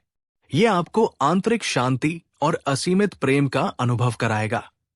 मैत्री और करुणा के साथ ही हमें मुदिता और उपेक्षा को भी आत्मसात करना होगा। ये 4 ब्रह्म विहारास हैं जो हमारे मन को पवित्र और विशाल बनाते हैं। मुदिता का अर्थ है दूसरों की खुशी में खुश होना, उनकी सफलता और कल्याण में आनंदित होना। ये ईर्ष्या के ठीक विपरीत है। जब आपका दोस्त दुश्मन बन गया हो, तो ये सोचना भी कठिन हो सकता है कि आप उसकी खुशी में खुश हों। लेकिन मुदिता का अभ्यास आपको अपने मन को संकीर्णता से मुक्त करने में मदद करता है। ये आपको ये सिखाता है कि हर प्राणी का सुख और दुख उसके अपने कर्मों का फल है, और किसी की खुशी में आनंदित होने से आपका अपना सुख भी बढ़ता है। यह आपको अपने भीतर की सकारात्मकता को बढ़ाने में मदद करता है और आपको उस नकारात्मकता से दूर रखता है जो आपको घेर सकती है। यह आपको अपने मन को एक व्यापक दृष्टिकोण देने में मदद करता है, एक ऐसा दृष्टिकोण जहां आप हर प्राणी को सुख की कामना करते हैं और किसी की खुशी से ईर्ष्या नहीं करते। यह आपके हृदय को विशाल और प्रेमपूर्ण बनाता है। फिर आती है उपेक्षा, जिसका अर्थ है समता या तटस्थता। ये आंतरिक शांति और स्थिरता का भाव है। जब आपका दोस्त दुश्मन बन गया हो, तो उपेक्षा आपको अपनी भावनाओं के तूफान में फंसने से रोकने में मदद करती है। ये आपको सिखाती है कि आप अपने मन को स्थिर रखें, चाहे परिस्थितियां कितनी भी बदल जाए, चाहे कोई आपको मित्र कहे या शत्रु, आप अपने भीतर की शांति को भंग न होने दें। उपेक्षा हमें यह सिखाती है कि हम अपने सुख और दुख को बाहरी परिस्थितियों से अलग करें। हम ये समझें कि हमारी आंतरिक शांति किसी दूसरे व्यक्ति के व्यवहार पर निर्भर नहीं करती, बल्कि हमारे अपने मन की स्थिति पर निर्भर करती है। ये एक अभ्यास है जिसमें हम अपने मन को प्रशिक्षित करते हैं कि वो बाहरी उत्तेजनाओं के प्रति अत्यधिक प्रतिक्रिया न दे, कि वो सुख में बहुत अधिक हर्षित न हो और दुख में बहुत अधिक विचलित न हो। ये हमें एक संतुलन सिखाता है, एक ऐसी स्थिति जहां हम जीवन के हर उतार चढ़ाव को एक स्थिर मन से देख पाते हैं। जैसे एक पर्वत अपनी जगह पर अटल खड़ा रहता है, चाहे उस पर कितनी भी आंधी तूफान आ जाए। वैसे ही हमें भी अपने मन को इतना अटल बनाना चाहिए कि बाहरी घटनाएं उसे विचलित न कर सकें। जब आपका मित्र शत्रु बन जाए, तो आपका मन उसे बार बार याद करेगा, उसके शब्दों को दोहराएगा, उसके व्यवहार को विश्लेषण करेगा, और ये सब आपको केवल और अधिक अशांति देगा। लेकिन उपेक्षा का अभ्यास आपको इस चक्र से बाहर निकालने में मदद करेगा। यह आपको सिखाएगा कि आप उन विचारों और भावनाओं को बस देखें, उन्हें कोई अतिरिक्त शक्ति न दें, उन्हें अपने ऊपर शासन न करने दें। यह आपको एक आंतरिक स्वतंत्रता प्रदान करेगा, एक ऐसी स्वतंत्रता जहां आप अपनी भावनाओं के मालिक होंगे, न कि उनके गुलाम। और इस उपेक्षा के अभ्यास से ही सच्ची शांति का मार्ग खुलता है। वो शांति जो किसी बाहरी परिस्थिति पर निर्भर नहीं करती, बल्कि आपके अपने भीतर से उत्पन्न होती है। ये चारों ब्रह्म विहार मिलकर आपके मन को इतना शुद्ध, इतना विशाल और इतना स्थिर बना देते हैं कि कोई भी बाहरी घटना, चाहे वो कितनी भी अप्रिय क्यों न हो, आपकी आंतरिक शांति को भंग नहीं कर सकती। ये जानना अत्यंत महत्वपूर्ण है कि आसक्ति, अटैचमेंट और द्वेष, अवर्जन कैसे हमारे दुख का मूल कारण बनते हैं। ये दोनों एक ही सिक्के के दो पहलू हैं। तथागत बुद्ध ने हमें सिखाया कि जब हम किसी चीज से आसक्त होते हैं, तो हम उससे सुख की उम्मीद करते हैं, और जब वह चीज हमारी अपेक्षा के अनुरूप नहीं रहती या हमसे दूर हो जाती है, तो हमें दुख होता है। इसके विपरीत, जब हम किसी चीज से द्वेष करते हैं, तो हम उससे दूर भागना चाहते हैं, उसे नष्ट करना चाहते हैं। और ये द्वेष भी हमारे मन को अशांत करता है और हमें दुख देता है। जब आपका मित्र दुश्मन बन जाए, तो ये आसक्ति से द्वेष में बदलने का एक ज्वलंत उदाहरण है। पहले आप उस मित्रता से आसक्त थे, आपने उससे सुख और सुरक्षा की उम्मीद की थी। लेकिन जब वो मित्रता टूट गई या शत्रुता में बदल गई, तो आपकी आसक्ति द्वेष में बदल गई, और अब आप उस व्यक्ति से घृणा करते हैं, उससे दूर भागना चाहते हैं। और यही आसक्ति और द्वेष आपको दुख में बांधे हुए हैं। बुद्ध हमें सिखाते हैं कि हमें इन दोनों चरम सीमाओं से बचना चाहिए। हमें न तो किसी चीज से अत्यधिक आसक्ति रखनी चाहिए और न ही किसी चीज से अत्यधिक द्वेष, बल्कि हमें एक संतुलित मध्य मार्ग अपनाना चाहिए। यह हमें यह सिखाता है कि हम जीवन को जैसा है वैसा ही स्वीकार करें, बिना किसी अपेक्षा या प्रतिरोध के।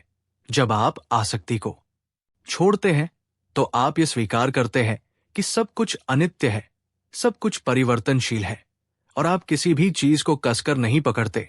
और जब आप द्वेष को छोड़ते हैं, तो आप ये स्वीकार करते हैं कि क्रोध और घृणा केवल आपको ही नुकसान पहुंचाती है, और आप अपने मन को इन नकारात्मक भावनाओं से मुक्त करते हैं।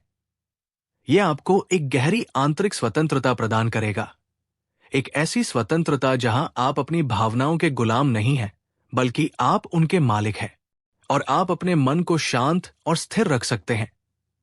यह आपको अपनी आंतरिक शक्ति को पहचानने में मदद करेगा, और आपको उस दुख के चक्र से बाहर निकालने में मदद करेगा जो आपको घेरे हुए था।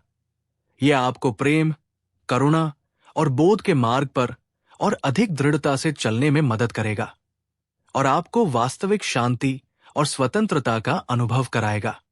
इस पूरे पथ पर चलते हुए हमें बुद्ध के एक प्रसिद्ध दृष्टांत को हमेशा याद रखना चाहिए, जिसे जहर बुझे तीर का दृष्टांत कहते हैं।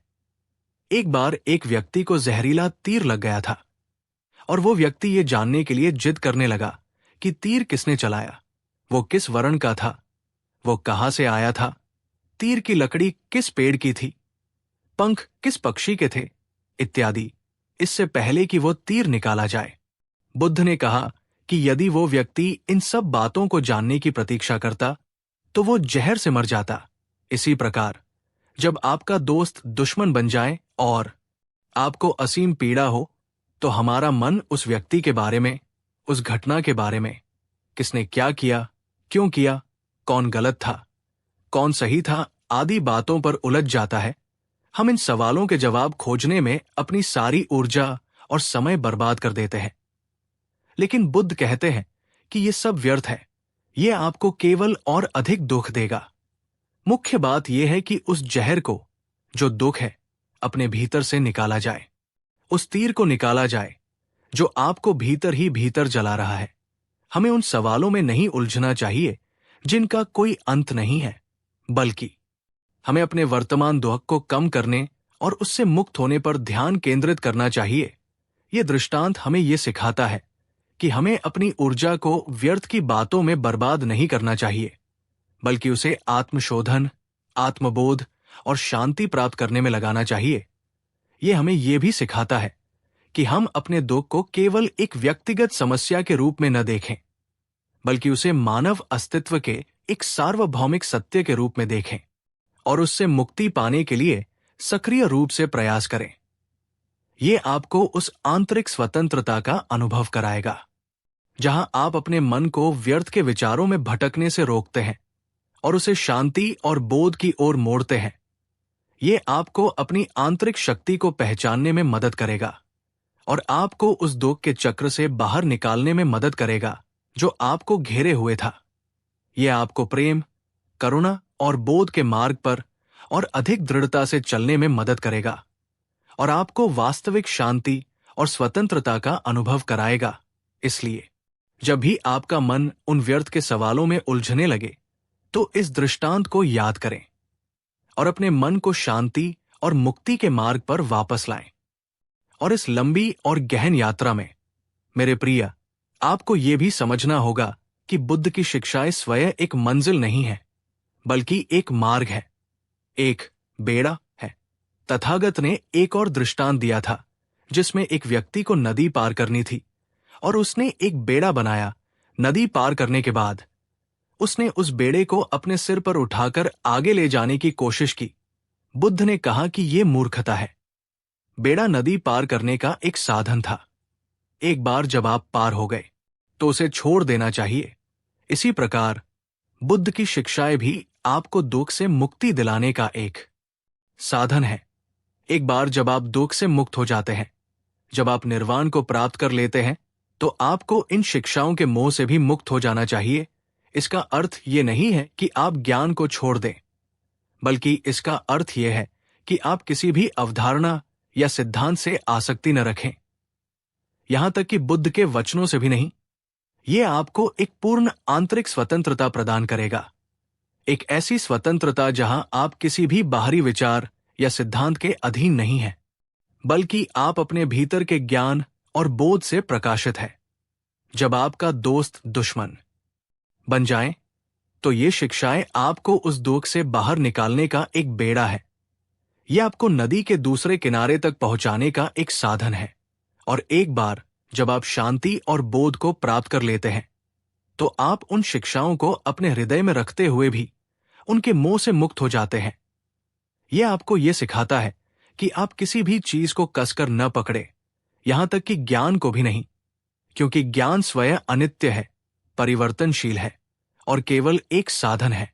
यह आपको उस आंतरिक स्वतंत्रता का अनुभव कराएगा जहां आप अपनी भावनाओं और विचारों के दास नहीं हैं, बल्कि आप उनके साक्षी हैं।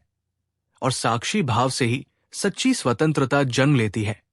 यह आपको अपने भीतर के बुद्ध को खोजने में मदद करेगा, उस आंतरिक ज्ञान और करुणा को जो हमेशा आपके भीतर मौजूद है और ये आपको अपने जीवन के हर पल को पूरी जागरूकता और शांति के साथ जीने में मदद करेगा, बिना किसी बंधन या मोह के। ये आपको उस वास्तविक मुक्ति का अनुभव कराएगा जो बुद्ध ने हमें सिखाया, एक ऐसी मुक्ति जहां आप हर बंधन से स्वतंत्र हैं और आप अपने जीवन के हर पल को पूरी जागरूकता और शांति के साथ जी सकते हैं। इस पूरी यात्रा के दौरान आत्मकरुणा, सेल्फ कंपैशन का अभ्यास अत्यंत आवश्यक है। मेरे प्रिय, जब कोई मित्र दुश्मन बन जाए और आपको असीम पीड़ा हो, तो हम अक्सर स्वयं को ही दोषी ठहराने लगते हैं। हम सोचते हैं कि मैंने ही कुछ गलत किया होगा या मैं ही पर्याप्त अच्छा नहीं था, और ये आत्मालोचना हमें और भी गहरे दुख में धकेल देती है। लेकिन बुद्ध हमें सिखाते हैं कि हमें अपने प्रति भी मैत्री और करुणा का भाव रखना चाहिए। जैसे हम किसी प्रियजन को दुख में देखते हैं तो उस पर दया करते हैं, वैसे ही हमें स्वयं पर भी दया करनी चाहिए जब हम पीड़ा में हों। आत्मकरुणा का अर्थ है अपनी गलतियों और कमजोरियों को स्वीकार करना, लेकिन उनके लिए स्वयं को कोसना नहीं, बल्कि समझना कि हर इंसान अपूर्ण है और गलतियां करता है। इसका अर्थ है अपनी पीड़ा को पहचानना और उसे स्वीकार करना, बिना उससे भागने या उसे दबाने की कोशिश किए, और फिर अपने प्रति दयालु और समझदार होना, जैसे आप अपने सबसे अच्छे मित्र के प्रति होते। जब आप अपने प्रति करुणा रखते हैं तो आप अपने मन को उस नकारात्मक आत्मालोचना से मुक्त करते हैं जो आपको भीतर ही भीतर जला रही थी। यह आपको अपनी आंतरिक शक्ति को पहचानने में मदद करेगा। यह आपको सिखाएगा कि आप अपने स्वयं के सबसे अच्छे मित्र हो सकते हैं और आप अपने आप को हर परिस्थिति में सहारा दे सकते हैं। ये आपको उस दुख के चक्र से छोड़ते हैं तो आप ये स्वीकार करते हैं कि सब कुछ अनित्य है, सब कुछ परिवर्तनशील है, और आप किसी भी चीज को कसकर नहीं पकड़ते। और जब आप द्वेष को छोड़ते हैं तो आप ये स्वीकार करते हैं कि क्रोध और घृणा केवल आपको ही नुकसान पहुंचाती है, और आप अपने मन को इन नकारात्मक भावनाओं से मुक्त करते हैं। यह आपको एक गहरी आंतरिक स्वतंत्रता प्रदान करेगा, एक ऐसी स्वतंत्रता जहां आप अपनी भावनाओं के गुलाम नहीं हैं, बल्कि आप उनके मालिक हैं, और आप अपने मन को शांत और स्थिर रख सकते हैं। ये आपको अपनी आंतरिक शक्ति को पहचानने में मदद करेगा और आपको उस दुख के चक्र से बाहर निकालने में मदद करेगा जो आपको घेरे हुए था। यह आपको प्रेम, करुणा और बोध के मार्ग पर और अधिक दृढ़ता से चलने में मदद करेगा, और आपको वास्तविक शांति और स्वतंत्रता का अनुभव कराएगा। इस पूरे पथ पर चलते हुए हमें बुद्ध के एक प्रसिद्ध दृष्टांत को हमेशा याद रखना चाहिए, जिसे जहर बुझे तीर का दृष्टांत कहते हैं। एक बार एक व्यक्ति को जहरीला तीर लग गया था, और वो व्यक्ति ये जानने के लिए जिद करने लगा कि तीर किसने चलाया, वो किस वर्ण का था, वो कहां से आया था, तीर की लकड़ी किस पेड़ की थी, पंख किस पक्षी के थे, इत्यादि, इससे पहले कि वो तीर निकाला जाए। बुद्ध ने कहा कि यदि वो व्यक्ति इन सब बातों को जानने की प्रतीक्षा करता तो वो जहर से मर जाता। इसी प्रकार जब आपका दोस्त दुश्मन बन जाए और आपको असीम पीड़ा हो, तो हमारा मन उस व्यक्ति के बारे में, उस घटना के बारे में, किसने क्या किया, क्यों किया, कौन गलत था, कौन सही था, आदि बातों पर उलझ जाता है। हम इन सवालों के जवाब खोजने में अपनी सारी ऊर्जा और समय बर्बाद कर देते हैं। लेकिन बुद्ध कहते हैं कि ये सब व्यर्थ है, ये आपको केवल और अधिक दुख देगा। मुख्य बात यह है कि उस जहर को, जो दुख है, अपने भीतर से निकाला जाए। उस तीर को निकाला जाए जो आपको भीतर ही भीतर जला रहा है। हमें उन सवालों में नहीं उलझना चाहिए जिनका कोई अंत नहीं है, बल्कि हमें अपने वर्तमान दुख को कम करने और उससे मुक्त होने पर ध्यान केंद्रित करना चाहिए। यह दृष्टांत हमें यह सिखाता है कि हमें अपनी ऊर्जा को व्यर्थ की बातों में बर्बाद नहीं करना चाहिए, बल्कि उसे आत्मशोधन, आत्मबोध और शांति प्राप्त करने में लगाना चाहिए। यह हमें यह भी सिखाता है कि हम अपने दुख को केवल एक व्यक्तिगत समस्या के रूप में न देखें, बल्कि उसे मानव अस्तित्व के एक सार्वभौमिक सत्य के रूप में देखें और उससे मुक्ति पाने के लिए सक्रिय रूप से प्रयास करें। ये आपको उस आंतरिक स्वतंत्रता का अनुभव कराएगा जहां आप अपने मन को व्यर्थ के विचारों में भटकने से रोकते हैं और उसे शांति और बोध की ओर मोड़ते हैं। ये आपको अपनी आंतरिक शक्ति को पहचानने में मदद करेगा और आपको उस दुख के चक्र से बाहर निकालने में मदद करेगा जो आपको घेरे हुए था। ये आपको प्रेम, करुणा और बोध के मार्ग पर और अधिक दृढ़ता से चलने में मदद करेगा और आपको वास्तविक शांति और स्वतंत्रता का अनुभव कराएगा। इसलिए जब भी आपका मन उन व्यर्थ के सवालों में उलझने लगे तो इस दृष्टांत को याद करें और अपने मन को शांति और मुक्ति के मार्ग पर वापस लाएं। और इस लंबी और गहन यात्रा में मेरे प्रिय, आपको यह भी समझना होगा कि बुद्ध की शिक्षाएं स्वयं एक मंजिल नहीं है, बल्कि एक मार्ग है, एक बेड़ा है। तथागत ने एक और दृष्टांत दिया था जिसमें एक व्यक्ति को नदी पार करनी थी और उसने एक बेड़ा बनाया। नदी पार करने के बाद उसने उस बेड़े को अपने सिर पर उठाकर आगे ले जाने की कोशिश की। बुद्ध ने कहा कि यह मूर्खता है। बेड़ा नदी पार करने का एक साधन था। एक बार जब आप पार हो गए तो उसे छोड़ देना चाहिए। इसी प्रकार बुद्ध की शिक्षाएं भी आपको दुख से मुक्ति दिलाने का एक साधन है। एक बार जब आप दुख से मुक्त हो जाते हैं, जब आप निर्वाण को प्राप्त कर लेते हैं, तो आपको इन शिक्षाओं के मोह से भी मुक्त हो जाना चाहिए। इसका अर्थ ये नहीं है कि आप ज्ञान को छोड़ दें, बल्कि इसका अर्थ यह है कि आप किसी भी अवधारणा या सिद्धांत से आसक्ति न रखें, यहां तक कि बुद्ध के वचनों से भी नहीं।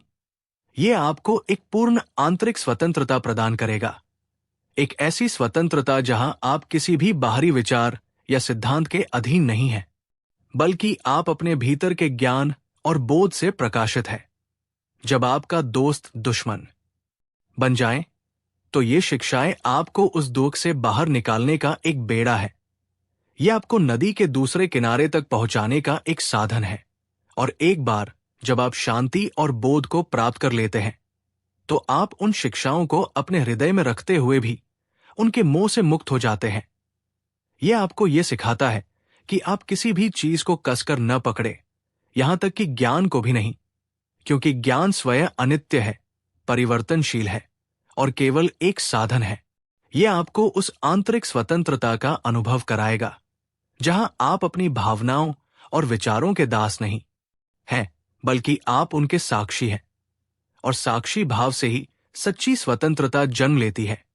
यह आपको अपने भीतर के बुद्ध को खोजने में मदद करेगा, उस आंतरिक ज्ञान और करुणा को जो हमेशा आपके भीतर मौजूद है।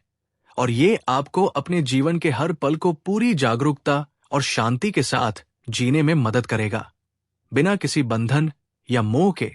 ये आपको उस वास्तविक मुक्ति का अनुभव कराएगा जो बुद्ध ने हमें सिखाया, एक ऐसी मुक्ति जहां आप हर बंधन से स्वतंत्र हैं और आप अपने जीवन के हर पल को पूरी जागरूकता और शांति के साथ जी सकते हैं। इस पूरी यात्रा के दौरान आत्मकरुणा, सेल्फ कंपैशन का अभ्यास अत्यंत आवश्यक है। मेरे प्रिय, जब कोई मित्र दुश्मन बन जाए और आपको असीम पीड़ा हो तो हम अक्सर स्वयं को ही दोषी ठहराने लगते हैं।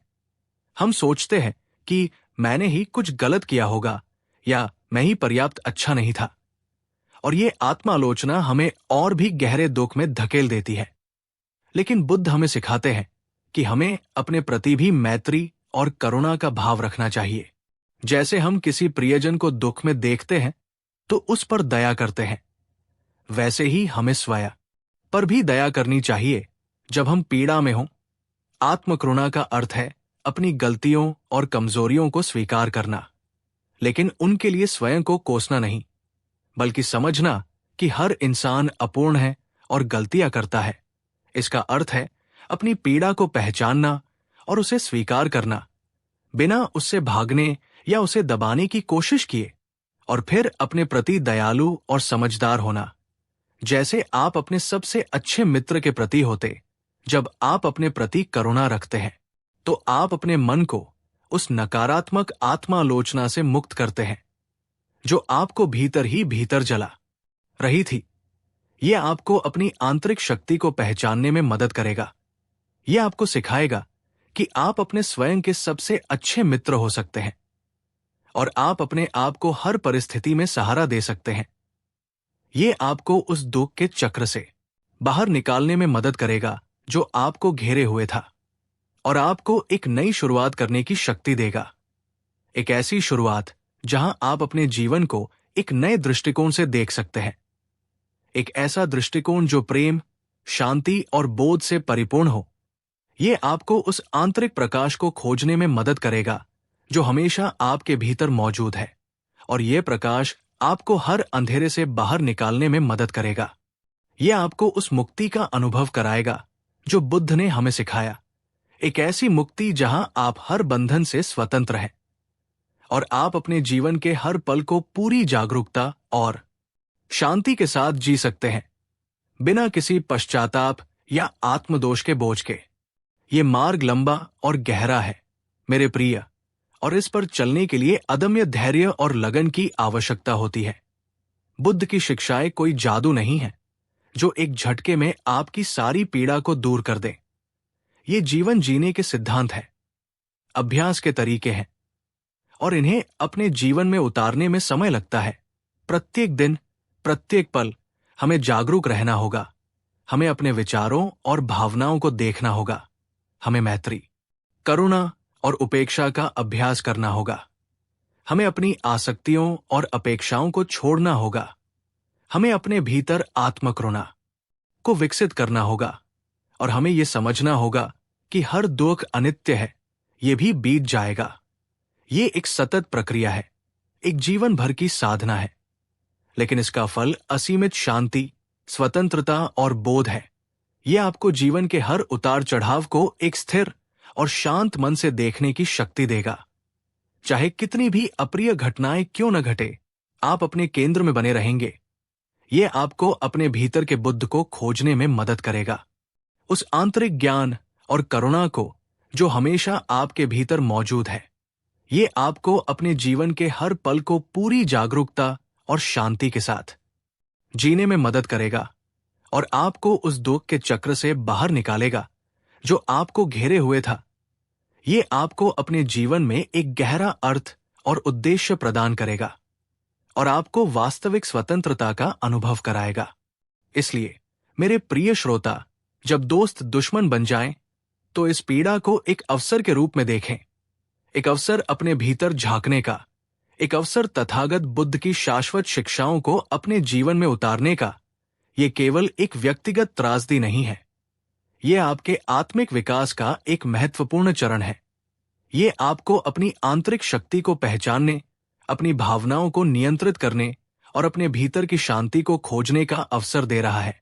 इस पथ पर दृढ़ रहें, क्योंकि अंततः सच्ची खुशी किसी बाहरी संबंध या परिस्थिति पर निर्भर नहीं करती, बल्कि आपके अपने भीतर, आपके अपने मन की शांति और आपके बोध में निहित है। ये वो शांति है जो कभी भंग नहीं हो सकती, चाहे बाहर कितनी भी आंधी तूफान क्यों ना आए। ये वो स्वतंत्रता है जिसे कोई छीन नहीं सकता। ये वो बोध है जो आपको जीवन के हर रहस्य को समझने में मदद करेगा, और यही बुद्ध का मार्ग है, दुख से मुक्ति का, निर्वाण का मार्ग, जो आपके जीवन को पूर्णतः रूपांतरित कर देगा। इस पथ पर चलते रहें, और आप पाएंगे कि आपके जीवन का हर पल शांति, प्रेम और असीमित बोध से परिपूर्ण है। आप अपने भीतर उस बुद्धत्व को प्राप्त करेंगे जो हर प्राणी में निहित है, और यही आपके जीवन की सबसे बड़ी उपलब्धि होगी।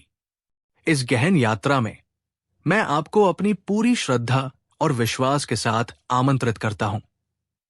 और अब इस गहन शिक्षा के समापन पर मैं आपसे बस इतना ही कहना चाहता हूं कि ये केवल एक वीडियो नहीं थी। ये आपके जीवन को बदलने का एक माध्यम था, आपके अंदर की उस अदम्य शक्ति को जगाने का एक प्रयास था जो आपको इस दुख और भ्रम से ऊपर उठा सकती है। यह आपके भीतर छिपी शांति और ज्ञान के स्रोत तक पहुंचने का एक प्रवेश द्वार था, एक ऐसी यात्रा जहां हर शब्द आपको स्वयं से, अपनी आंतरिक शांति से और इस ब्रह्मांड के गहरे रहस्यों से जोड़ने का एक माध्यम बना, ताकि आप जीवन की हर चुनौती का सामना धैर्य, करुणा और प्रज्ञा के साथ कर सकें। इस यात्रा को सार्थक बनाने के लिए मैं आपसे आग्रह करता हूं कि यदि आपको ये शिक्षा थोड़ी भी गहराई तक छू पाई है तो इसे एक लाइक अवश्य दें, क्योंकि आपका हर लाइक उस ज्ञान की ज्योति को और भी अधिक लोगों तक पहुंचाने में मदद करेगा, जो इस समय पीड़ा में है, जो अपने मार्ग से भटक गए हैं, जो बुद्ध के वचनों में शांति खोज रहे हैं। और यदि आपको ये शिक्षा थोड़ी भी गहराई तक छू पाई है तो इसे अपने उन मित्रों और परिवारजनों के साथ अवश्य साझा करें जो ऐसे ही कठिन समय से गुजर रहे हों, क्योंकि एक छोटा सा साझा भी किसी के जीवन में एक बड़ा बदलाव ला सकता है। ये केवल एक साझा नहीं होगा, ये करुणा का एक कर्म होगा, एक ऐसा कर्म जो आपको भी आंतरिक संतुष्टि देगा। और यदि आप ऐसे ही गहन ज्ञान और बुद्ध के अद्भुत वचनों से अपने जीवन को निरंतर पोषित करना चाहते हैं तो हमारे चैनल बुद्धा ब्लेसिंग इंस्पायर को सब्सक्राइब करना न भूलें, क्योंकि यहां हर वीडियो आपके आत्मिक विकास की एक नई सीढ़ी होगी, आपके अंतर्मन को प्रकाशित करने का एक नया अवसर होगा। ये केवल एक सदस्यता नहीं होगी, ये स्वयं के प्रति, अपनी आत्मा के प्रति एक प्रतिबद्धता होगी। और सबसे महत्वपूर्ण, नीचे टिप्पणी में नमो बुद्धाय अवश्य लिखें। ये केवल एक शब्द नहीं है, ये उस आंतरिक बुद्ध को नमन है जो आपके और हम सबके भीतर वास करता है। ये शांति, प्रेम और बोध के प्रति आपकी स्वयं की स्वीकारोक्ति है। ये आपके भीतर की उस जागृत चेतना का प्रतीक है जो इस समय इन वचनों को सुन रही है। ये आपके जीवन का एक महत्वपूर्ण मोड़ है मेरे प्रिय, और इस अवसर को व्यर्थ न जाने दे, क्योंकि ये शब्द आपके जीवन को बदलने के लिए है, ये आपकी आत्मा को जागृत करने के लिए है, ये आपको वास्तविक स्वतंत्रता का अनुभव कराने के लिए है। इसलिए पूरी ईमानदारी और श्रद्धा के साथ अपनी इस आत्मिक यात्रा को जारी रखें और जीवन के हर पल में शांति और बोध को प्राप्त करें, क्योंकि आपकी शांति ही इस संसार की शांति है, आपका बोध ही इस संसार का बोध है। इस पथ पर चलते रहें, क्योंकि आपकी मुक्ति ही हमारी सच्ची कामना है। नमो बुद्धाय।